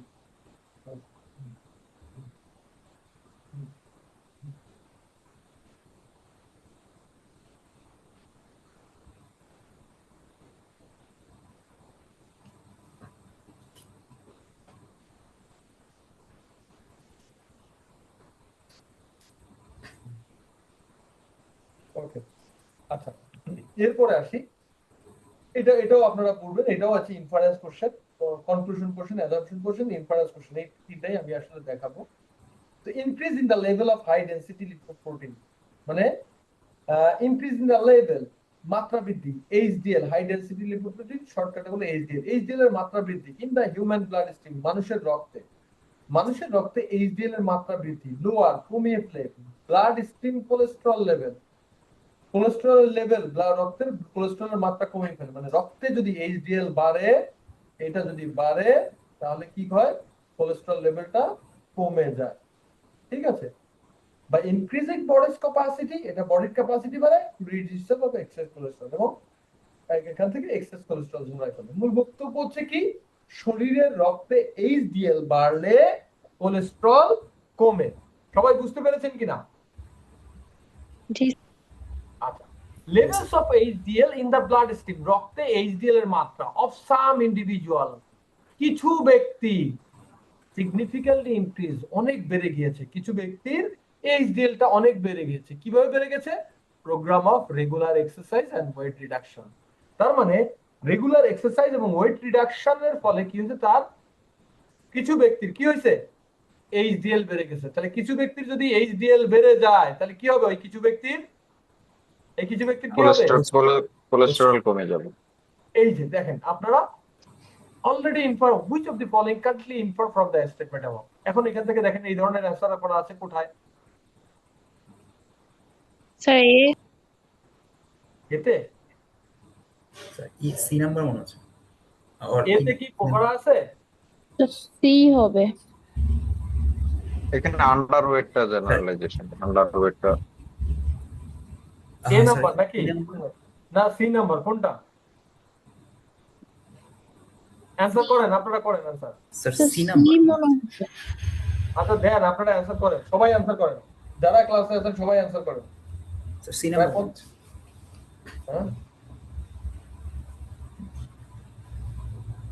হ্যাঁ ডি নাম্বার। যেটা হয় আপনার আমার বলার দরকার নাই, অ্যানসার করেন।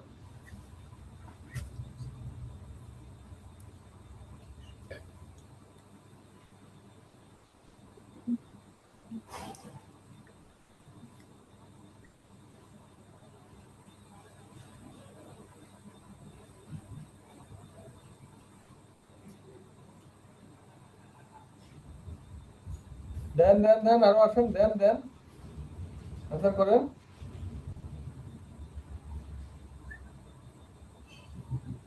অ্যানসার করেন, অ্যানসার করেন, তারপর আমি পড়াচ্ছি।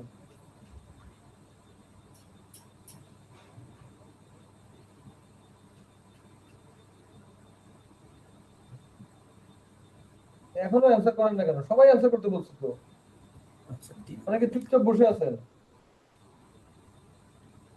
আচ্ছা, প্রথম কথা হচ্ছে যে আপনাদেরকে আমি একটা জিনিস বলেছিলাম, আমাদের যখন অ্যাজাম্পশন কোশ্চেন আসবে বা প্রিমিস টাইপের কোশ্চেন আসবে, অ্যাজাম্পশন কোশ্চেন বা ইনফারেন্স কোশ্চেন আসবে, প্রথম কথা হচ্ছে যে আমরা যা আছে তার ভিতর থেকে দেখব, এর বাইরে থেকে কোনো কিছু ধারণা করা যাবে না। কিছুক্ষণ আগে বলেছি। আচ্ছা, এই নাম্বার বলছে individual who are underweight do not run risk of developing high cholesterol. এটা আমাদের এখানে কোথাও বলা আছে underweight, high levels of cholesterol, এই ধরনের কোনো কথা বলা আছে এখানে? দেখেন তো। তাহলে এইখান থেকে আপনারা আন্ডার ওয়েটের বিষয়টা কিভাবে নিয়ে আসলেন, বা high level risk of developing high levels of cholesterol, এই কথাটা কিভাবে নিয়ে আসা যায়, এই কথাটার উপর ভিত্তি করে প্রথম কথা হচ্ছে যে এইটা। যারা এই আনসার করেছেন তারা একটু আমাকে ব্যাখ্যা করে যে এইখানে আমার বলেছে এই উপরের বক্তব্য যতটুকু আছে এটার উপর ভিত্তি করে আপনি কি জানতে পারেন।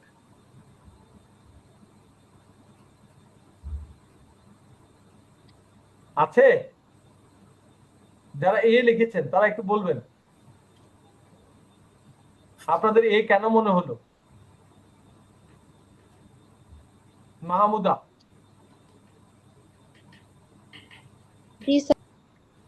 আচ্ছা, এ কেন আপনার কাছে কেন মনে হয়েছে? আমি জাস্ট এটা ইসের জন্য না, জাস্ট বোঝার জন্য যে আপনার কেন এ মনে হয়েছে সেটা বোঝার জন্য। স্যার আমি পরে বুঝতে পেরেছি যে এ হবে না, তাহলে তো আমি অ্যাজাম্পশন করলে তো হবে না, মানে যা বলেছে কোশ্চেনে এক্সাক্ট তাই হবে, সো এ হবে না। এ হবে। ওকে, এবার আসি সি নাম্বারে।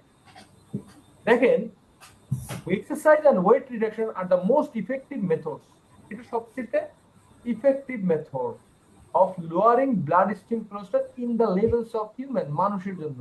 আচ্ছা, ওইখানে কাদের ব্লাড স্ট্রিম কোলেস্ট্রল কমবে? Some individuals. কিছু কিছু ব্যক্তি করছে তাদের ক্ষেত্রে। এখন মনে করেন এই সামের উপর ভিত্তি করে আপনি টোটাল হিউম্যানের উপরে একটা সিদ্ধান্ত দিয়ে দিয়েছেন, তাই হলো না?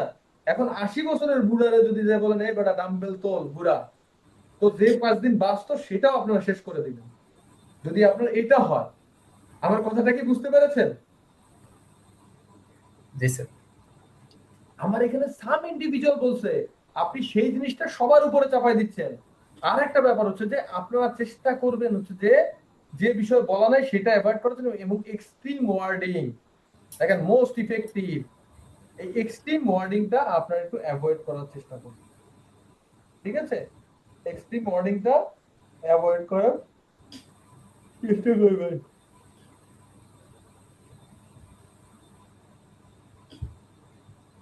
তার মানে এটাও ভুল। এটা কেন ভুল, যারা যারা অ্যান্সার করেছেন বুঝতে পেরেছেন কিনা? জি স্যার। আচ্ছা, তাহলে এই গেল আসছে ডি। ডিটা দেখেন, ডিটা বলছে programme of regular exercise and weight reduction lowers cholesterol level. কারণ এই programme of regular exercise and weight reduction হলে কি হবে, করলে কি হবে? না না, এই যে করার ফলে তাদের কি হয়েছে, প্রোগ্রাম অফ রেগুলার এক্সারসাইজের ফলে কি হয়েছে? কিছু ব্যক্তির মানে এইচডিএল হলো বাড়ছে, এইচডিএল বাড়ছে, কিছু ব্যক্তির এইচডিএল বাড়ছে। এইচডিএল বাড়লে কি হবে, কোলেস্টেরল কমবে। তাহলে সে বলে দিয়েছে weight reduction lower cholesterol level at of some individual.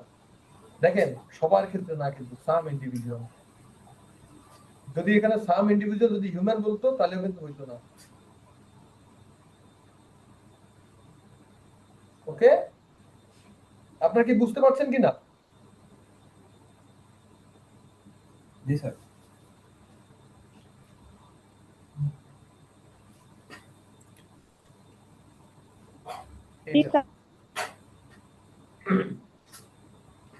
এবার স্কয়ার নিয়ে বলি। অ্যাডভার্টাইজমেন্টে বলা হচ্ছে today's customer expect high quality. এখনকার কাস্টমাররা এক্সপেক্ট করে কি, হাই কোয়ালিটি। ঠিক আছে, মানে বুঝতে পেরেছেন? Every advancement in the quality of manufactured product raises customer expectation. প্রত্যেকটা অ্যাডভান্সমেন্ট, কোয়ালিটি অ্যাডভান্সমেন্ট করার পর ম্যানুফ্যাকচার প্রোডাক্টে অ্যাডভান্সমেন্ট করার সাথে সাথে কাস্টমারের এক্সপেকটেশনটা হাই হয়ে যায়, বেড়ে যায়। The company that is satisfied with the current quality of its product will soon find its customers are not. যে কোম্পানিগুলো দেখতেছে যে তাদের কোয়ালিটি নিয়ে কাস্টমাররা স্যাটিসফাইড, খুব শীঘ্রই দেখবে সেটাতে কাস্টমাররা স্যাটিসফাইড না। At ES Square, meeting and exceeding customer expectation is our goal. এখন খুব সিম্পল ভাবে বলি, বর্তমানে কাস্টমাররা কি করে, হাই কোয়ালিটি এক্সপেক্ট করে। ঠিক আছে, বর্তমানে কাস্টমাররা হাই কোয়ালিটি এক্সপেক্ট করে। এটার এক্সাম্পল হিসেবে বলতে পারি, আমরা যখন মোবাইলের কথাটা একটু চিন্তা করেন, আমি যখন প্রথম মোবাইল দেখেছি, এত বড় বড় সেট দেখেছি। ঠিক আছে, ব্যাক ইন 2003-4 দিক থেকে আসলে মোবাইলটা 4 বা 5 দিকে মোবাইল। তো ওই 4-5 দিকে মোবাইল দেখলাম, এত বড় বড় মোবাইল, কি ফোন আসে তাহলে দেখলাম এত বড় বড় মোবাইল থেকে একটু ছোট মোবাইল আনলো, তখন ওইটাই অনেক ভালো ভালো ফোন। দাম থাকতো একটা ফোনের হচ্ছে যে 7,000 টাকা, সিমি কিন্তু ওই তো 7,000 টাকা, যাই হোক মোবাইল।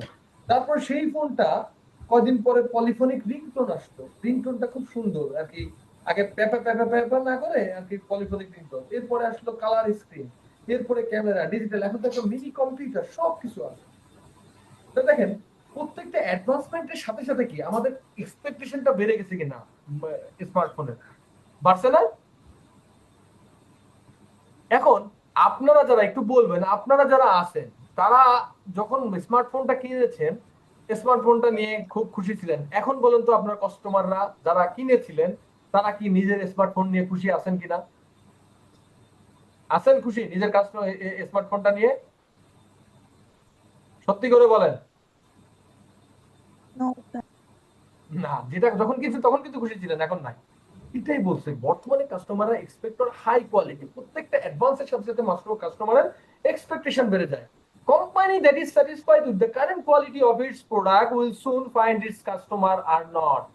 খুব তাড়াতাড়ি দেখবে যে কাস্টমাররা এটা খুশি না। এখন ইএস স্কয়ারের টার্গেটটা কি, যে meeting on exceeding customer is our গোল। কাস্টমারের এক্সপেকটেশনটাকে মিট করবা, গোল করা। এখন কাস্টমারের এক্সপেকটেশন যদি মিট করতে চায়, কাস্টমারের এক্সপেকটেশন বেড়ে যাচ্ছে, কাস্টমারের এক্সপেকটেশন যদি বের করতে হয় তাহলে কি করতে হবে বলেন? এক্সপেকটেশন মিট করতে হলে কি করতে হবে?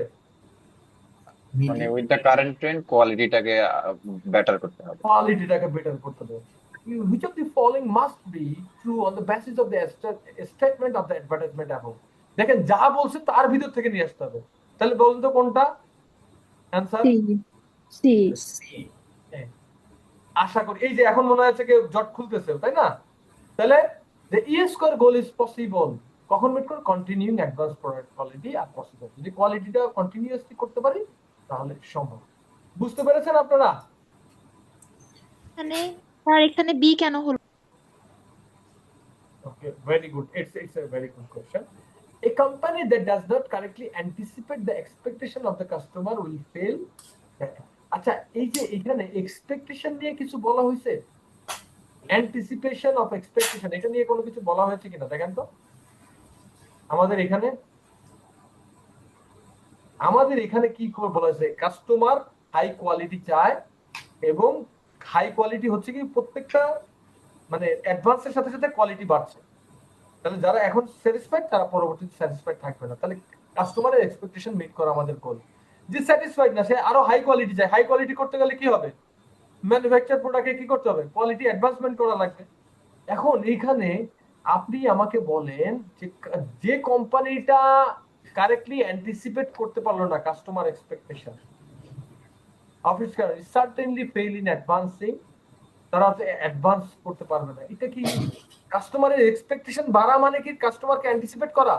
যখন আমাদের মানে স্টিভ জব যখন টাচ স্ক্রিন তৈরি করলো, তখন কি কেউ চিন্তা করছিল টাচ স্ক্রিন? আপনার কি এক্সপেকটেশন ছিল টাচ স্ক্রিন? না স্যার। আর এখানে অ্যান্টিসিপেশন নিয়ে আমার কথা হচ্ছে যা বলা আছে ওইটার উপর ভিত্তি করে দেখেন, সেফলি এর বাইরে আর কিছু জানা যায় না।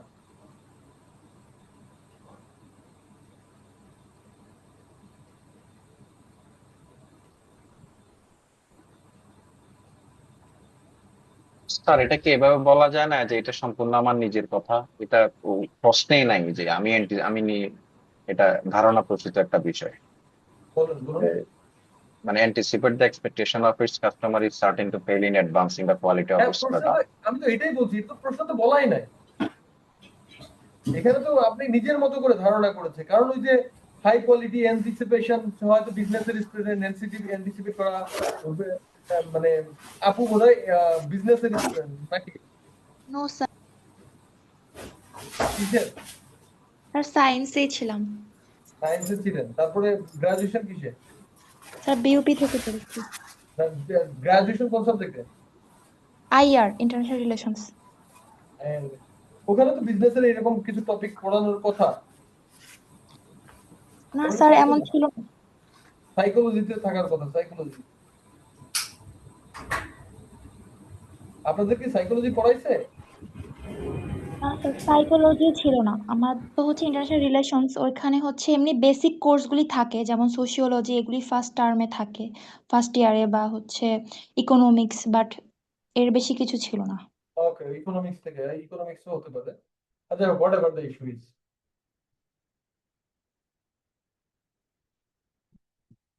দেখেন এটা করে আজকের মতো আমরা শেষ করি আর কি। আচ্ছা, এতক্ষণ যে কটা করানো হয়েছে আপনারা কি বুঝতে পেরেছেন তো সবাই? জি sir. According to new office smoking regulations, অফিসের নতুন স্মোকিং নীতিমালা অনুযায়ী অনলি এমপ্লয়ি, শুধুমাত্র সেই সকল employee who have enclosed office, যাদের এনক্লোজ অফিস আছে, মে স্মোক এট দেয়ার ডেস্ক, তারা তাদের ডেস্কে বসে স্মোক করতে পারবে। যাদের বদ্ধ অফিস আছে, মানে রুম সমৃদ্ধ অফিস আছে, তারা তাদের ডেস্কে বসে স্মোক করতে পারবে। Virtually all employees with enclose offices are at professional level, virtually সকল এমপ্লয়ি যাদের এনক্লোজ অফিসে আছে তারা হচ্ছে প্রফেশনাল লেভেলে। and virtually all secretary employees lack enclosed office, মানে সেক্রেটারি লেভেলে যারা আছে তারা হচ্ছে মানে এনক্লোজ অফিস না, তারা হচ্ছে যে একদম খোলা আর কি স্থানে সবাই আর কি করে যোগ করো। দেয়ারফোর এই কারণে সেক্রেটারি হু স্মোক, সেক্রেটারিরা যারা স্মোক করে শুড অফার এনক্লোজ অফিস, তাদেরকে এনক্লোজ অফিস দিতে হবে।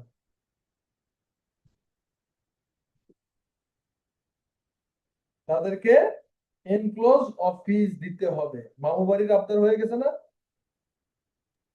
জি বলেন ব্যাপারটা কি, মামু বাড়ির আবদার হয়ে গেছে কিনা? মামু বাড়িতে তো মানুষ এই আবদার করে না, যাই হোক, কিন্তু আবদার করে ফেলছে। এখন দেখেন কোশ্চেনটা ভালো করে খেয়াল করো। কোশ্চেনটা হচ্ছে যে which of the following is an assumption. তার মানে আমার অ্যাজাম্পশন চাইছে, তার মানে আমি অলরেডি কনক্লুশন ড্র করে ফেলছি যে সেক্রেটারি যারা স্মোক করে তাদেরকে বদ্ধ অফিস করে দিতে হবে। এটা আমার কনক্লুশন। এখন এই কনক্লুশনটা কোন যুক্তির উপরে গড়ে উঠছে, that enables the conclusion are properly drawn। এই যে মামুবাড়ির আবদার করা হয়েছে, এই আবদারটা যে সঠিক, কোন কথাটা ঠিক হইলে এই মামুবাড়ির আবদারটা সঠিক হবে। আমার কথাটা কি বুঝতে পেরেছেন?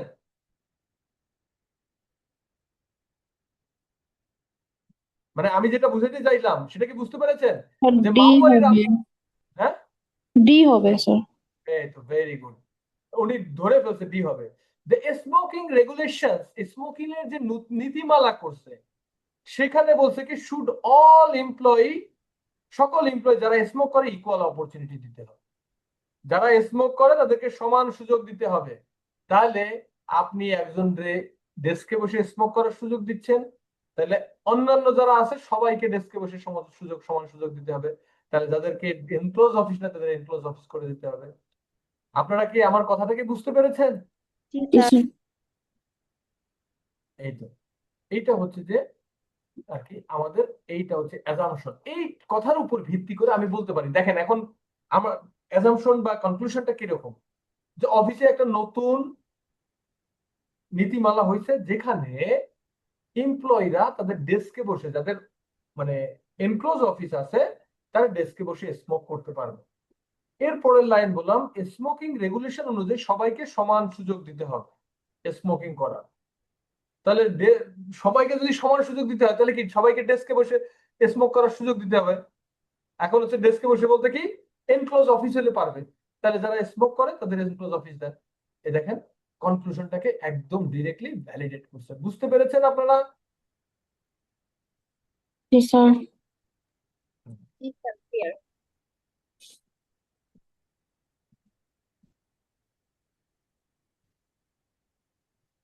যাই হোক, আজকে 5টা দেখালাম।